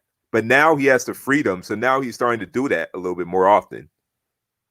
He wanted to make concept albums. He didn't want to make just like a straight up like single album, but that's what his label forced him to do. Yeah, now sucks. That does suck. So now he's doing that now. That is some hate. And Smokes, bro, I'm telling you, bro, if you're talking about like if you put Ghostface music compared to Lupe's, Lupe is better. But we're acknowledging the fact that it takes a Ghostface to exist for a Lupe to even be possible. I give that credit, but they're better than the older guys. Younger guys are better than the older guys, because the younger guys took what the older guys did and made it better. Hold on. Look, Me and Rico went to St. John's, right? So we could be biased on J. Cole. But if you're talking about straight up lyrics, J. Cole is better than Lupe? Straight up lyrics? Are you serious? And I love J. Cole. J. Cole is more talented overall. Lamar straight up lyrics. You can argue with ASAP Rocky. Like J. Cole? No. J. Cole is more talented than everybody. I like J. Cole too. But no. Like lyrically, yeah, he's not Lupe, he's not Kendrick to me. He's creative.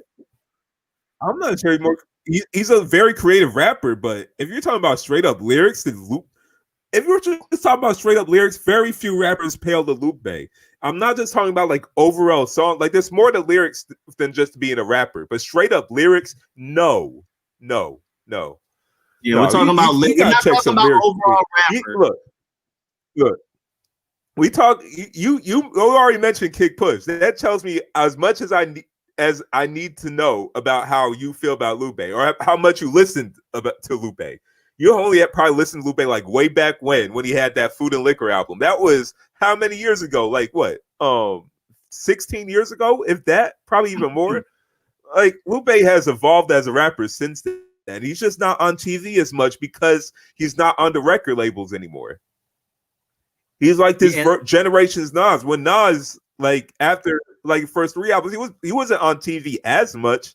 I mean, people still copped his albums. He was still more popular than what Lupe is now, but he wasn't on TV as much. Lupe's the same thing. Like people know about Lupe. Everybody knows about Lupe, but people don't know about his recent songs because he's not on TV.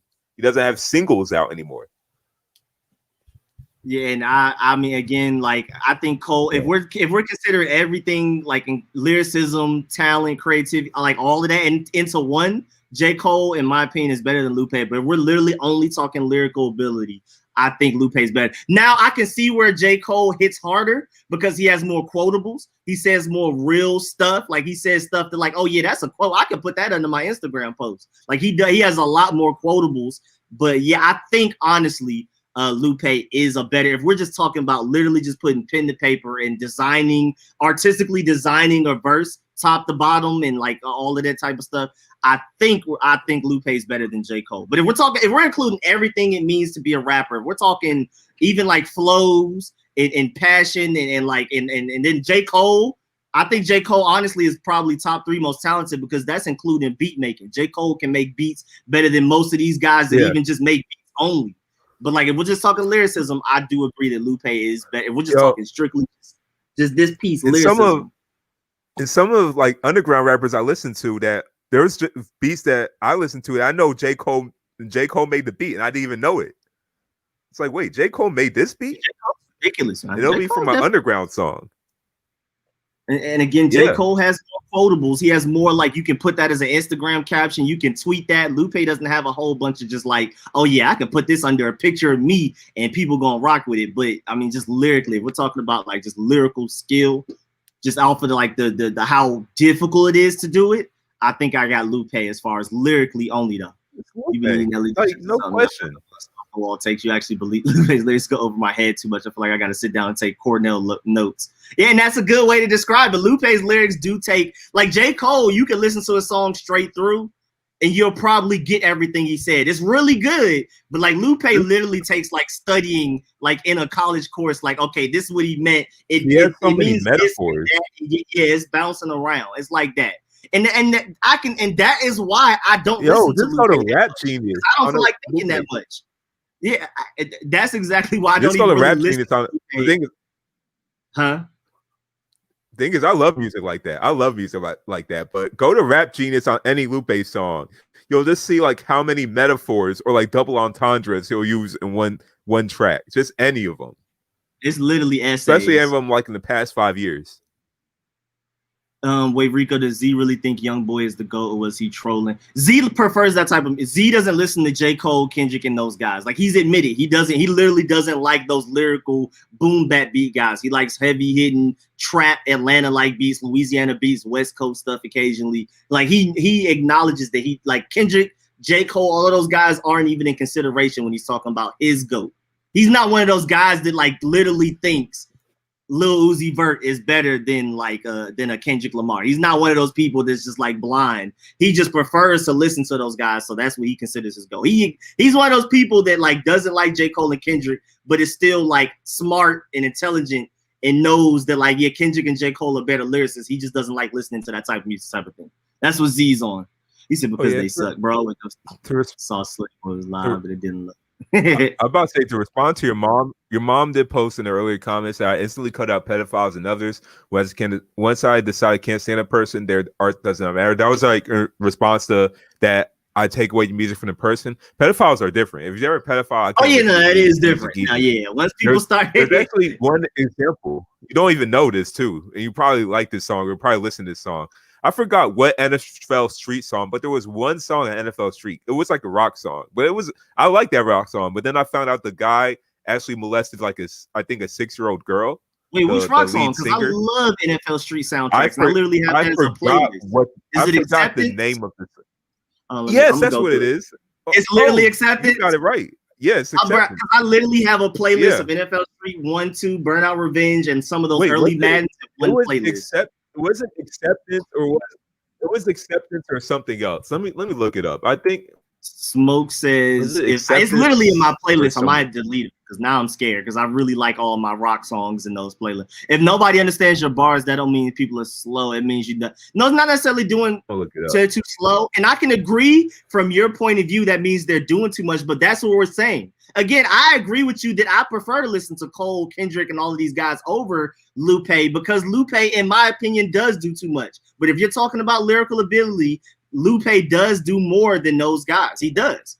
I mean, I feel like Kendrick Lamar, just because I calculate themes and everything and into lyricism, so I feel like Kendrick Lamar is better than Lupe. I feel like Lupe is better than Cole if we're only talking lyricism. But yeah, Smokes, I'm with you because I don't listen to Lupe on a daily basis. I haven't listened to Lupe in months. Oh. I don't feel like doing all of that. Yeah, okay. It wasn't Acceptance. Do you remember this? You remember the group Lost Prophets? Lost Prophets. Let me go look. Lost Prophets. Because now I don't want to be sad, bro. I really don't want to be sad. Hold on.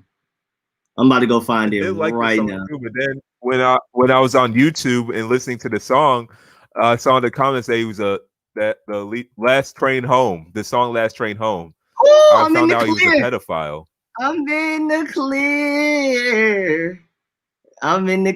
And yeah, J-Mon, you can't hurt yourself. People under the age of 20 typically don't like J. Cole. It's the generation. I can't get that. It's just, I didn't grow up on him. Yeah, Lil Wayne was like back in what's it called? The Carter and what was the mixtape series he did? Those days were crazy. Lil Wayne was like easily, like you could say best rapper of all time during that period. I forgot what was the drop. What was the name? It was like 1, 2, 3, 4, 5. I forgot. I know what you're talking about, but I forgot. I love J. Cole. I'm not saying all y'all. Most of y'all doing more. I was always on that tip that Lil Wayne was overrated, but I mean, I respect it. Like, yeah, he did have a lot of quotables. I respected it. But yeah, the song is called Last Train Home by Lost Prophets. I did like that song too, but when I found out he was a pedophile, I couldn't rock with it anymore. I'm good because I ain't want to have to delete it. That was an NFL Street song.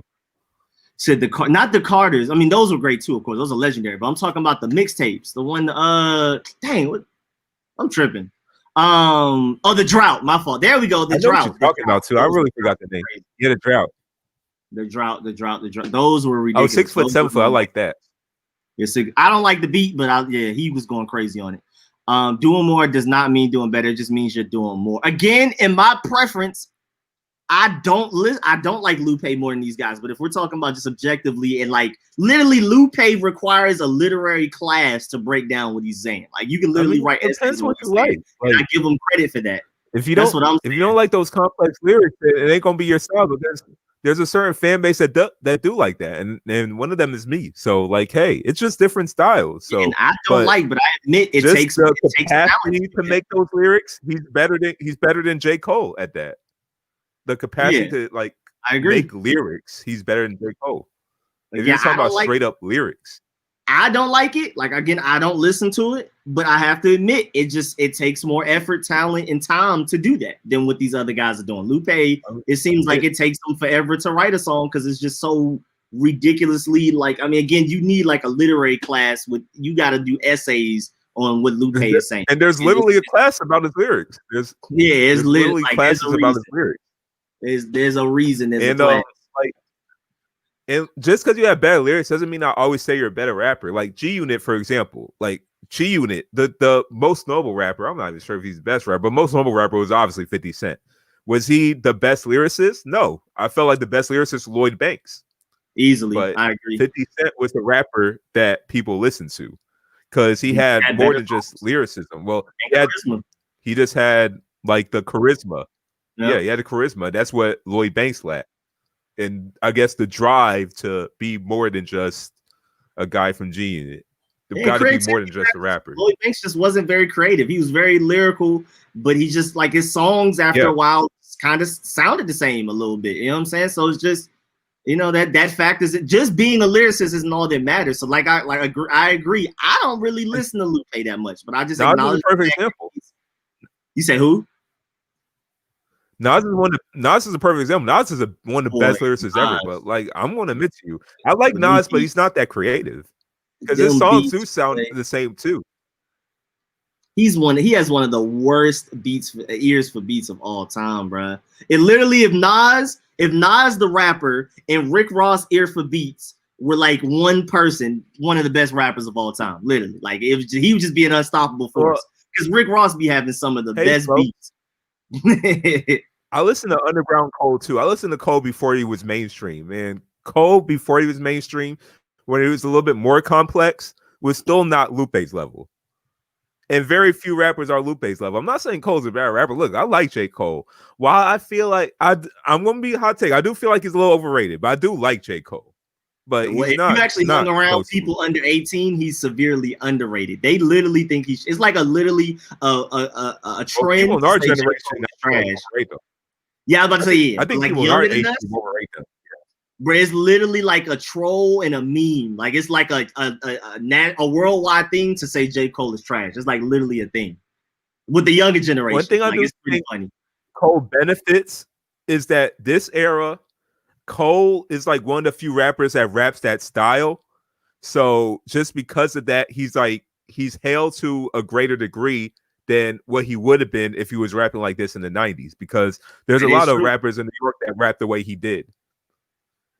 And also it helps that he's kind of like this generation's Common as a female-friendly rapper, like a rapper that raps about women's rights, protecting Black women, like what Common did back in like early 2000s. Like it also helps that he does that too. And Rich, you got an intelligent group of friends because I'm telling you, your generation hates J. Cole, like period. But you got a good group of friends around you that know music, and I'm proud. Because that's a good thing. The dedication set. For me, my favorite part of Lil Wayne are the droughts. I mean, I love the Carters. That's second for me. And the dedications are good too. But my favorite Lil Wayne are the droughts, the drought mixtapes. I'm trying to understand how you equate more complicated to better skilled. I see the disconnect here, but more I mean, I get, and at the end of the day, all of this is opinion. I guess oh dang, Trey Young has 40 points on Anthony Edwards and the Timberwolves right now, and it's going into the fourth quarter. It's not the fourth quarter yet. 40 points on the Timberwolves' head. And so Cavaliers blowing out the Nets. Oh yeah, 122 to 110. It's done. It's done. I can't wait to hear. I know Kevin Durant. You say what? I know Kevin Durant was supposed to be out. I think he was supposed to be out for the first half, but I don't see him on the floor right now. So maybe he was out for. Maybe he was probably out for the whole game, or he was playing in the first half. I didn't know. I know he was out for one half, so he probably was out for the second half. But yeah, he had Achilles load management. They're not trying to play him in back-to-back games, as they shouldn't. So he wasn't playing this game. He said that's like saying West Coast offense is better because there's more details and it's more complex than other systems. No, you can't compare football to rap. Yeah, music isn't like a results thing when it comes to that. It's just more complicated because it took more talent to get that more complicated. Whatever personal preference. Yeah, it's all preference. At the end of the day, I'm looking at it as if I'm aliens coming to Earth and I literally have no preference either way. Who's the best at doing this? Who's the best at doing this? Of course, J. Cole, Kendrick, and all of them are better rappers overall. than Lupe. But if we're literally just isolating it to lyricism, literally just that. And again, I mean, I see what you're saying. We're making it more complex doesn't necessarily make it better. We do. It takes more time. It takes more effort. It takes more creativity to do what he's doing. And that means it's more in depth. It's harder to understand, which means I just feel like, I don't know. It's hard to explain. I thought it was more obvious in this, but I guess people like Smokes do disagree against it. But I don't know. It just seems like objectively he is better at that than other people. And again, as somebody that doesn't even like it, I'm still admitting he's better at it than people. I value complexity when it comes to lyricism. That's the point of lyricism. Because what is there just a certain extent of lyricism? Like, where do we stop? Because like J. Cole compared to Young Thug, of course, he's more lyrically complex. But then now that Lupe is a little bit more lyrically complex, why does it just cap at J. Cole is my point. Like, why is J. Cole the cap and all these other guys the cap of what complex matters? Like, why does it like get beyond that? How's music not results based, bro? It's the results that you're looking for. Like, what are results? I'm about to say this is what sales? What's the results? If you're a rapper, if you're a rapper, I want to hear like straight up skill. I want to hear wordplay, because what's the difference with me and listening? If you're not rapping, then what's the point why I'm listening to a rapper? So I can't be listening to Young Thug. I'd rather listen to a singer if I want to listen to someone like flail his voice all the time. If you're a rapper, I want to hear legit skill. So that's why I listen to Lupe. But well, music is results based for a record label. Not for a rapper is just trying to make money, put his stuff out. Sometimes a rapper doesn't want to become fully mainstream. There's a lot of rappers who are perfectly fine being underground. There's a lot of rappers like Lupe who are perfectly fine not being part of a record label and then just having like his own following of fans that just like his music and don't care about Hobson. That just like his music. He don't care about trying to expand his say again. Or Hobson? No, just that Hobson. Oh, yeah. Literally, it's just giving up, Hobson and it's just like, hey, if you like my music, you like it. But that's it. He's a good lyricist. He's a good lyricist, but he be changing his music way too much for me. And King Saw, I think we're closer to each other because I'll listen to Thug over Lupe any day too. But again, I'm being objective, and I understand that Lupe's lyricism. You want to hear metaphors and wordplay? Just listen to battle rap.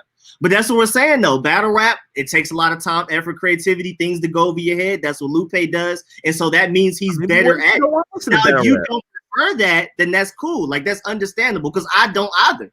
I don't prefer to listen to battle rap and Lupe all day, just like you don't. But I have to admit, Lupe is better at it than Cole is. It's just that's how it is. I mean, what if you want to listen to conscious music, but you just want to listen to lyrical wordplay? Like, you listen to Lupe. Why do I want to listen to a rapper attacking someone else just because I like listening to Lupe? I just like listening to Lupe. I love Hobson too, though. I mean, again, me and Seyi disagree a lot, but when we become completely objective and we're taking out preference, we agree on everything. Basically, we're agreeing that Lupe is better. Again, I prefer to listen to Young Thug over Lupe any day. I prefer to, you know what I'm saying? We disagree on a lot, but if we're talking about objectively just pure skill, being more creative, things going over your head, better wordplay, better metaphors means you're better lyrically. And I just thought that was like, I acknowledge Drake and Lil Wayne as artists. Like, look, I don't listen to them, but if you're making a list, I can put them on the list. I know, like you said, Drake don't write his own stuff. I don't know, but look, just in terms of marketability and just popularity, I could put Drake on the list. Not saying I like Drake, because I definitely don't care about Drake, but I can't listen to Drake. But I mean, I could put him on a list of something. Like, I'm not just going to put it the personal preference. He ain't on my exactly. At least marketability, he could be up there with Jay-Z in terms of of rappers. But I'll put look, I'm going to be objective. I say, like, personally, like, I like Lupe better than the others, but hey, I can see why you put like some rappers over one person. Like, let's say, you can argue that Jay-Z might be the best rapper ever if you put like a combination of all like factors: lyricism, marketability, the ability to translate to different eras, the ability to change your flow to different songs, ability to market yourself outside the rap game. You can argue that Jay-Z is the best rapper ever. just because of all that. Like, not saying that I personally agree with it, but if you just want to take all the factors trying to be and objective. combine We're them trying into to be one, as objective as Jay-Z possible. might be number I one. agree. Jay-Z I agree. might be I number don't one. listen to Jay-Z. Like, I acknowledge that he's great, but I don't listen to him. But if we're being objective, if just like Seyi said, if you're taking certain factors, Jay-Z is arguably the best rapper of all time, just based off of those factors. I agree. Lauryn Hill is definitely top 5 in women. But it's sad they don't promote the good. There's a lot of really good female rappers out there. They just promote the average ones that have sex appeal, which is sad for them. Have you ever heard of Lil Sims? No, I don't know who that is.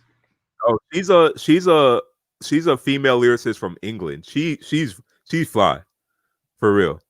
There's you'll probably like her. She's like a rapper, like a legit rapper. She kind of has like Kid Cudi influences, like in her like music, like in her beats. Oh no, that sounds too. Like, what's her name? Lil Sims. So Lil, of course. Sims, SIMZ. Lil SIMZ. I'm about to check her out. That's also up to personal preference. You might think it's clever. You might not think it's clever, but I can pull you up a Lupe track. Actually, matter of fact, we can pull it up on here. I can pull you up a Lupe track. Hold on. I'm about to give y'all a female rapper. That's like, she raps on the same type of beats that Megan Thee Stallion does, like trap beats, but she's just way better lyrically. But people like this just don't get promoted because she's not talking about, you know, sexual things all of the time. Amaretta the Great makes music like right now. Like, she's young. She might even be younger than Megan Thee Stallion. She's better. She's a way better rapper, and she raps on the same beats as Megan Thee Stallion, but she's just not super sex appeal. So I like Jean Grey as well. Amaretta the Great. Who? Jean Grey. You know, Jean Grey, she been around for a minute, but yeah, she's a good female rapper. Superhero. It's literally, I was like, I've heard that name before, but isn't that like a superhero? Okay, Jean Grey with an E. Okay, so I don't know who that is. I'm about to check her out too. Oh, yeah, she's been around. So for people that like don't feel like going into deep Lupe like rap, if you want somebody that raps on trap beats but is still fire, has a great flow, that Amaretta the Great is like perfect. She's one of my favorite female rappers, but she's one of the people that's just not getting promoted because she's just not talking about sexual stuff all the time. Sometimes it can be corny. I mean, again, but what you consider corny is personal. We're talking about complete objectivity. We're not talking about any personal preference. Because again, I agree with y'all. I don't listen to Lupe, but objectively, Lupe is better lyrically than Cole. That's all we're talking about. We're not talking about if it's corny. That shouldn't be a debate. Let's be real. That shouldn't even be a debate. But Lupe, I was gonna pull it up myself, but if you want to pull it up on here, look for Joaquin Phoenix lyrics, Lupe Fiasco. This is a mixtape song, so you can just see how complex this is. Let me see. But yeah, I put Amaretta the Great in there, so y'all can check that out right now after we end the live stream soon. But that's just a good example of how you don't have to be rapping on Nas, Joey Badass type beats to be lyrical. Like, you can rap on trap beats, have a great flow that sounds fire with the trap beats. It doesn't sound like somebody's being extra on a trap beat, and you can still be lyrical. But it's people like out there like that, like Amaretta the Great, whose link I put in there. But you know, they just don't get the fame that a lot of these other people do. It can't be objective if it's your opinion. It's not, but it's not really opinion. I see what you're saying, but it's not. Look at either Dotson Lines or Joaquin Phoenix, because like I could just show you how complex those songs are. Like, it seemed like every bar meant something. And look at it on Genius, so it could tell you like the depth, like what he's really saying. Either Dotson Lines or Joaquin Phoenix. Amaretta the Great slid on this one. She has some moments where she dropped the rhymes a little bit, which is annoying, but like when she gets into it, she gets onto it. Objective means it's facts regardless of how you personally feel. He said, dang, Rico, she kind of hard. Bro, Amaretta fire too. I mean, yeah, the reason I know her is because she's from Atlanta. If I wasn't from Atlanta, with how little publicity she gets, I wouldn't know her. But like, just objectively, I mean, I like her more because she's from Atlanta, but objectively, she raps better than most of these girls out here, especially out of the people that rap on trap beats, like Megan Thee Stallion and Cardi B and all of these people out here. Objective means if it's facts, regardless of how you personal feel. But that's what we're saying. Like, Lupe is more skillful at writing lyrics than those guys. Now, I mean, of course, you feel like some of it is corny and some of it is too much, but that's just you being like, this is where the cap is. You're drawing a line. We're not drawing any lines. We're not putting any bubbles. We're talking about at its highest peak. What is somebody best at in any particular way? Lupe is one of the best lyricists out there. He's better than J. Cole at pure just lyricism. J. Cole is better charisma. Okay. He's a better song. He makes better songs. He's a better beat maker than most of these people out here just making beats, and that's all they do. So J. Cole is a better overall rapper easily, but lyrically, Lupe got it. I won't say easily, but that's also the personal preference. I won't say easily. And then, I won't say better rapper more to the table.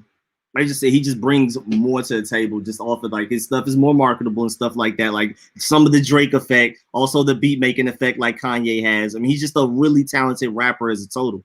So if it's corny, it's not a bar. I can just read you a lyric from Lupe Fiasco Dots in Line. So this is basically says, "You look just like how I'ma be, sacred geometry." So he's basically saying he's finally getting out of his record label, but I don't know how to explain it. It would be better if I could just. It's gonna take a whole essay. It would take like literally writing it and trying to explain it off the top. Because when I heard I decided to pick up a mic instead of a pistol, I said that's got to be Atlanta. The line was hard though. Oh yeah, she has a heavy Atlanta accent. That's another reason why I really like her. I love an Atlanta accent. That's my favorite accent. Even just between being in New York and stuff, I don't know. Something about Atlanta. Maybe it's because it's home. I'm probably biased. I'm pretty sure it's a big bias to that at least. But I love an Atlanta accent. So that's what made me start listening. But I stayed and looked up more music because she's just plain old fire. She can rap circles around most men out here. With like a heavy Southern, speaking of good lyrics with a heavy Southern accent, Big Crit. I think Big Crit is. Oh yeah, Big Crit. J. Cole effect. Really good at making beats. You're like, oh, he made that beat. He's also one of the better lyricists out here. Great songwriter. But hey, man, sometimes you just get lost in the sauce, bro. Some people just don't make it. Well, big time. He's making money for himself, but I just think like people just don't care for that style of music. Like I seen from his recent albums, like I tried to listen to his recent albums, I couldn't really vibe with it, but I think it's because he's trying to make his songs sound more mainstream. But but like I don't know if he can really translate. I just think he just needs to be a straight up rapper. But that Rob Me song with Ali Boy and Freddie Gibbs is one of my favorite things from him because it's something he doesn't normally talk about. It's more gritty, talking about robbing people. It's just and it's really fun to see him. I haven't heard that one. So speaking of that, Freddie Gibbs too. Oh yeah, Freddie Gibbs is ridiculous, bro. Freddie Gibbs is fire too. I'm lost already. Like I said, Lil Dicky spits bars in the simultaneous. No, but his corny is different. Like he's literally joke. Like he's literally like, I went to the bathroom, I peed with a seed lead, and my knee was on the T, and he's lyrical. And Lil Dicky is fine, but he's extremely corny. But he plays on his corniness. His goal is to be corny. You can even see by the show he came out with. He literally has a show based on him as a rapper, and he's literally like trying to be as corny as possible. It gives him shock value. Rico, I think you just put me on to something, and I don't even listen to female. Bro, I'm ready to great. That link I put in there can literally rap circles versus most of these men rappers out here. But yeah, if y'all like this type of music, Lil Sims as well. So if y'all want to say female rapper, Lil Sims as well. Crit understands how to make songs. Yeah, Crit is a great combination of beat, song, topic, and lyrical ability. It's not just boring old rapping on a boom bap beat. His beats are crazy too. But does she make any? Yeah, Already the Great still makes a lot of music, but she just be doing a lot of other stuff. Like she's fairly Instagram famous, so she don't be like super duper music, but she does music. She just doesn't put out stuff like all the time. She's not like a typical Atlanta rapper that comes out with a mixtape every 5 months or something like that. She's not like that. Y'all gonna try to distinguish corny now. Corny is corny. Nah, but like what you consider corny with Lupe Fiasco, where it's too much, and what you consider too much over the top of your head is not what Lil Dicky's doing. With like his corny is completely different. He's doing it for shock value. Like those are two cornies. What corny is Chance the Rapper's recent music. Now that's corny. I haven't listened to it. How bad is it? That bad? I love Chance the Rapper too. It's just basically the thesis is, ooh, I love my wife. Basically that. I love my wife. Somebody hated making that. Somebody hated. I love my wife. That was I couldn't listen. It's too happy. Like, what is this? Wait, so what corny are we talking about then? Where did corny come from then? I'm confused. How many picks do we have in the draft? I know we have 2/3, a second, a first. I think we skipped one. I think we technically have 7 because I think we skip a round. Or no, I think we have an extra one. We have 2/3, and I think we have 1 of everything else, I think. Yeah, I can see the girl hasn't made a song in 7 months. Yeah, she just does. I mean, she makes music. I think she has like 2 or 3 mixtapes, and they're all not great. But some of her best stuff is literally better than what most of these men out here are doing as their best stuff. Okay, I can see eccentric. You can say eccentric. He's definitely eccentric. I can tell you that. He's definitely like, out there. He's definitely out there, dude. I can tell you that. I can see. I can say that. But Big Simple, first of all, I definitely see that as a good point. But that's kind of not fair because y'all say y'all can't understand people like Young Thug and stuff like that. I can because I know Atlanta accents. Like I have some friends that accents are probably even a little bit harder to understand than Thug and Lil Baby to what y'all hear. So like I don't know. It depends on what you consider. Can you understand them? Because I can't. I'm from Atlanta. I could barely understand it. I'm sorry. They ain't speaking English to me. I understand everything Young Thug said on Lifestyle. I understand that accent deeply. Deeper. It's my lifestyle. Now, I understood what he said there though. But on that song, the other song, remember the moving song that we liked when we were in the dorm? We got that. Now that song, he literally wasn't speaking English. That literally, I remember that. I remember that now. It's like, remember when we tried to pull the lyrics up and they didn't have question marks. Hold on. I'm gonna put y'all on right now. Y'all think y'all couldn't understand? Y'all think y'all couldn't understand Thug on Lifestyle? Try to understand this Thug. Hold on, I got y'all right now. I'm about to put it in the chat. I dare y'all to tell me what he said. Yo, we listened to some songs back then. Remember the Chief Keef that running back song? Running back song. Running with this paper like a running back. Then he just went out the camera shot.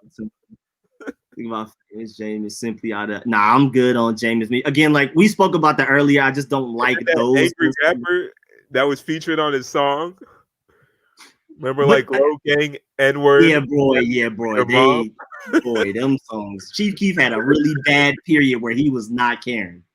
That period was not the Chief Keef I like. He said at least Rico speaking English sometimes. But yeah, I agree that Young Thug doesn't speak English sometimes, but I think it's way less than what y'all think. I think because sometimes y'all don't understand them, and I understand them. I hear what he's saying because I understand the accent. I think y'all think he speaks English less than what I think he does. But yeah, sometimes he does. The moment y'all say someone is the best, you're no longer being objective. That's literally the I mean, I see what you're saying, but like I'm not saying Lupe is the best. I'm saying he's better than J. Cole. At lyricism. We're talking about aspects of rapping. We're not talking about.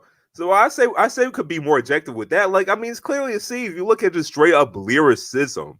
Like, we're not talking about like who we firstly like. We're just talking about certain aspects.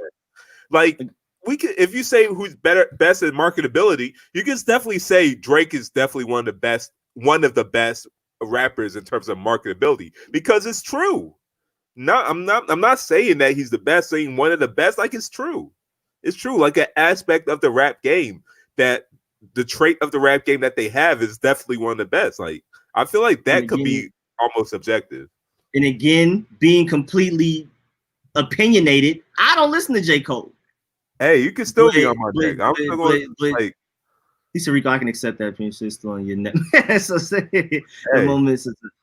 But yeah, listen to this link I just put in there, and please tell me what Young Thug said, because even I don't know, and I understand everything Thug said on Lifestyle, but I feel like y'all need to hear this song. Young got me rolling, bro. What is the hell is that, bro? Please listen to that Thug song I just put in the chat, bro. It is like, what did he say? Please let me know. Oh, I put the wrong one. My fault. Did I put the wrong one? I feel like can go wrong fever Young Thug song. Like probably won't get half of what he's saying anyways. I mean, I do again, but I got it. But my point is, I understand Thug most of it's like all of the times, even when y'all don't. But even this greatest lyricist ever. I said one of the best lyricists. Because I still put Nas up there too. I'm saying you could argue it. You can argue it. I never say definites. I said you could argue it. Keyword, you can argue. While I personally feel, I say you could argue it. And I feel like he's definitely up there as one of the best lyricists. I think that's objective. Boy, Antonio Brown is trash. He had all the charisma, but that was trash. That Whole Lot of Money song was making me mad. Wait, you don't like the lyric when he said he had a whole lot of money? You didn't like the part when he said he had a whole lot of money? Terrible. That was terrible. He said, "What was Young Thug even say?" He started mumbling after every verse, bro. Please go listen to that song I put in the chat, bro. Please tell me what the Young Thug was saying. Let me know. I don't know. Let me know. My favorite part about that AB song is when he said he had a whole lot of money. That was my favorite part. He said it like 20 times. What do you mean that was my favorite part? That was the best part. He said it like 20, 30 times. He said, I felt like my brain cells went down at 5%. So you got a Discord, Rico. Did he say anything else? That's what I'm trying to wonder. I don't know if he said anything else. I hate him. That was the best part. He said, bro, the running song hurts my ears. He said, out of time.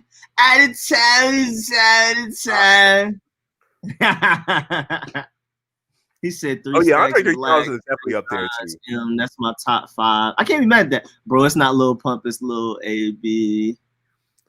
Oh yeah, yeah, nah, AB was bad. You know Aloe Black, the singer, right?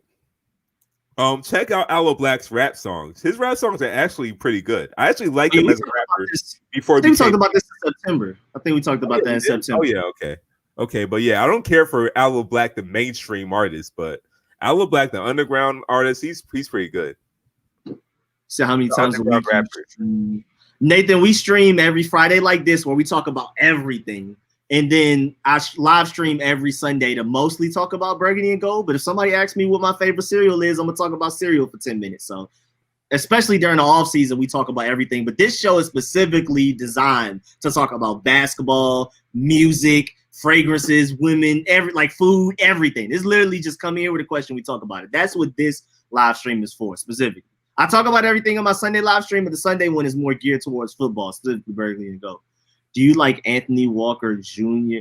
But after I heard Money, the rest was Arnold Schwarzenegger. Like, Rico, I'm new here, and I hate TMS. Do you like Anthony Walker? Who is Anthony Walker? Who's Anthony Walker? Linebacker for the Colts. I'm at the people. I feel like I've heard that name before, but I just don't. I don't have an answer for that. Of athletes making songs. You remember when James Harden and KD were on OKC and they were like that mini rap group and they had rap songs? I think some of them I think James Harden sung or something. I think it was singing. Terrible. I think he was trolling when he sung though. He had to be. Because I remember, I forgot it had something to do with they look serious to me. They look serious. No way for James Harden singing. KD rapping is serious. When they came back to the Nets, I just reminded, like, oh yeah, they used to have that rap group. No. Cinnamon Toast Crunch is #1 cereal in discussion. I think objectively, I've heard that as the most liked cereal, but I'm a Crunch Berries Frosted Flakes guy. But I do understand. I know my food tastes are extremely weird, and I'm usually the minority with most things I feel about food. I already know that. I've already stopped hurting myself. Been watching for a minute now. You got my favorite takes from any platform for watching football team stuff. I'm ready for a big offseason. Appreciate you, Nathan. Appreciate you pulling up, man. Captain Crunch. Yeah, Crunch Berries is my favorite. Hey, shouts out to Cocoa Puffs though. But Smokes, you said I'm confident I can come up with another 5 to push Lupe right out top 10. And wait, that's your opinion. That's your opinion. You're my top 10. That's all I'm mad. That's your opinion. He said come up with another 5 to get him out of there. That's so stupid. Yeah, the Hawks. Trey Young only scored 3 points in the fourth, and he still had 43. They gave the Timberwolves business. Yeah, they gave the Timberwolves the business, bro. 116-98. Gave him the business. Gave him the business. I can watch the Hawks games. No, I'm gonna eat Crunch Berries after I get off the live stream. I'm not gonna lie, I'm gonna have to. I can't even watch. Yeah, I can't watch the Hawks games. I'm not able. Why not? Because YouTube TV doesn't have Fox Sports anymore, and NBA League Pass won't let me watch Hawks games because I'm based in Atlanta. What about Volakid? I guess I could watch it illegally, or no, I didn't say that, but I could watch it the other way. Yeah, hypothetically, watch it. Hypothetically, we could hypothetically. He said I couldn't last 30 seconds through that Whole Lot of Money song. No, that Whole Lot of Money song is tragic, bro. Antonio Brown, that wasn't even listenable. At least like Young Thugs, that movie I put in there was funny. That bar. I That hate bar you. when he said he had a whole lot of money.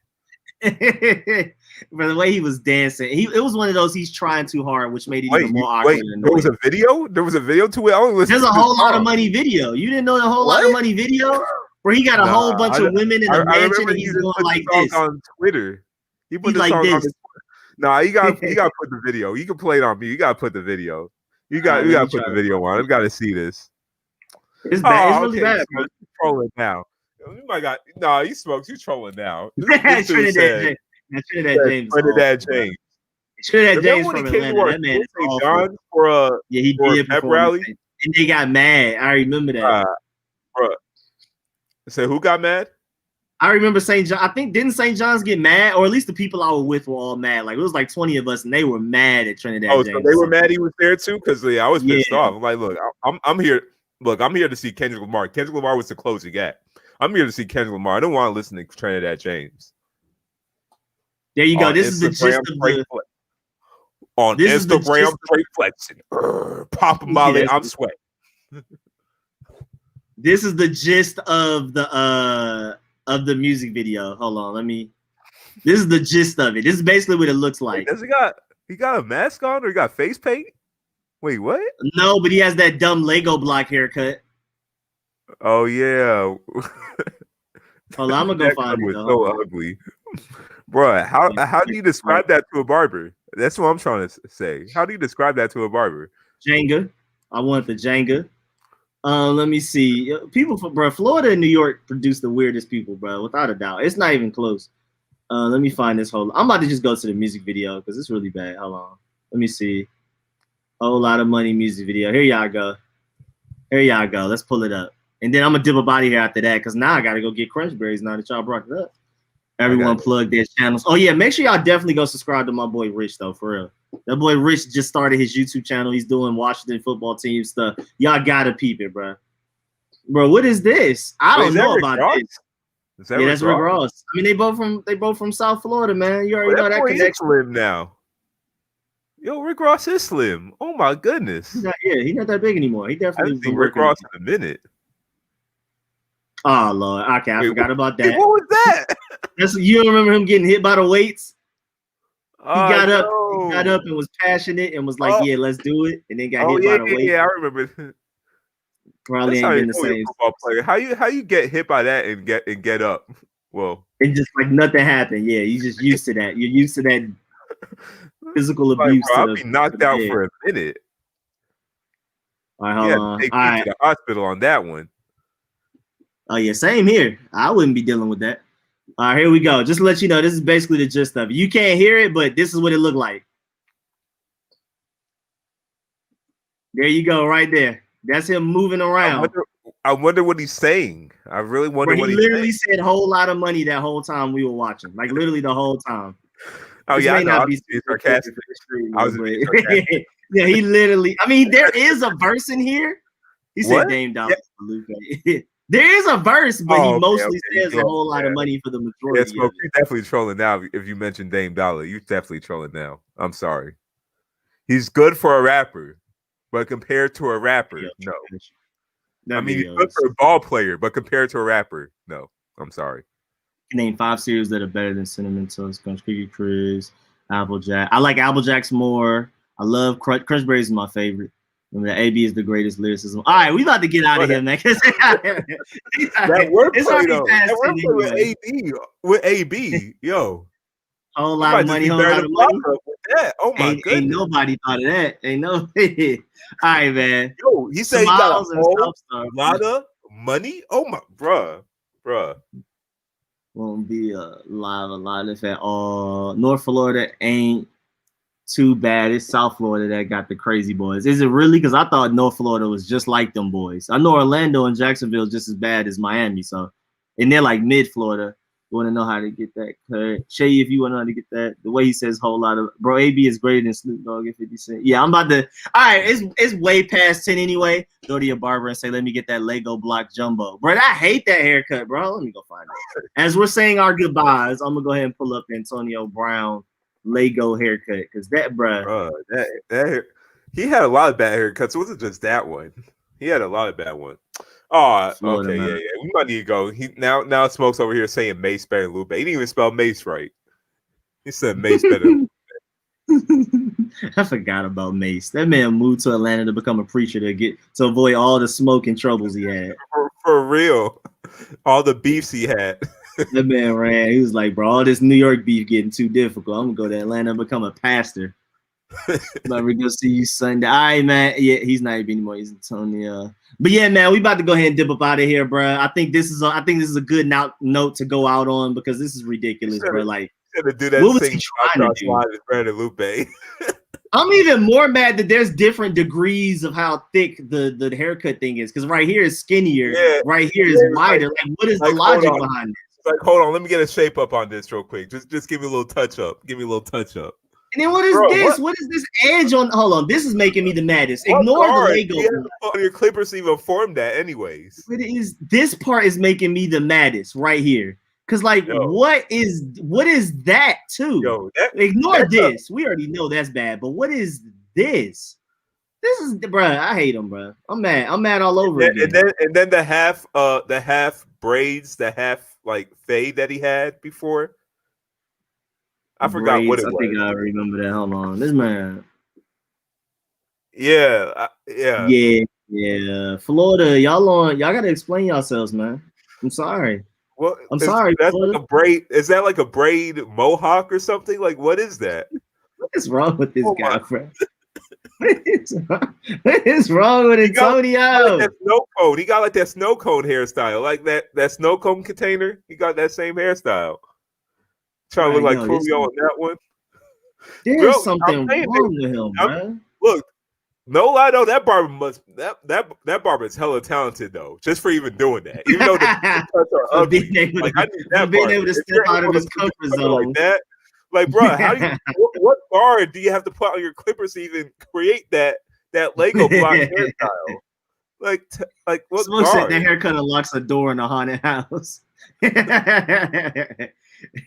I see you on the gaming channel if you go live. I'm probably gonna go live a little bit later, like later on tonight, like 12 or later. Just to warn you, it's not gonna be anytime real soon. Bro, that man got the twin tower on his head. Look up Scottie Pippen hair. He said haircut unlocks a haunted house. All right, we gotta go for real though, man. I gotta catch y'all later, man. The dog's gotta go out. I'm starving. I will catch y'all next week. As always, man, every Friday, 7 to 8 p.m. Y'all already know, man. Make sure y'all pull up every Friday. I'm live streaming every Friday and every Sunday. And anything you want to say before we dip up out of here, Seyi? I just want to say this before we close. How do Cleveland got two players that threw food at people for 2 straight years? One was J.R. Smith last year. Now this year is Kevin Porter. What's it with Cleveland basketball players throwing food? I don't think people understand how bad of a city Cleveland is. We're not even just talking about boredom. Like, it's a really hood city. Maybe some of that's getting to them. It's pollution, too. They have some of the worst factories in America. Cleveland's just a really sad place, bro. I'm so happy for them that their football is working out better because it's just desolate. It's people talk about Detroit being really bad. Cleveland's not too far off. Pollution, crime. What do you do there for fun? It's bad. So, I mean, hey, I guess it's just built up tension and hostility. Throwing food in the locker room. I don't know. And right before we left, TMS said Seyi is trash at fantasy. All right, man, we about to go ahead. I'm still the fantasy guru, okay? That ain't changed. And Big Simple, yeah, make sure y'all go subscribe to my boy Big Simple, King Sean, Rich, anybody else who's in here, man. I really appreciate all y'all. We'll catch y'all next Friday, 7 to 8 p.m. And Deshaun Watson won the Super Bowl for the Patriots. All right.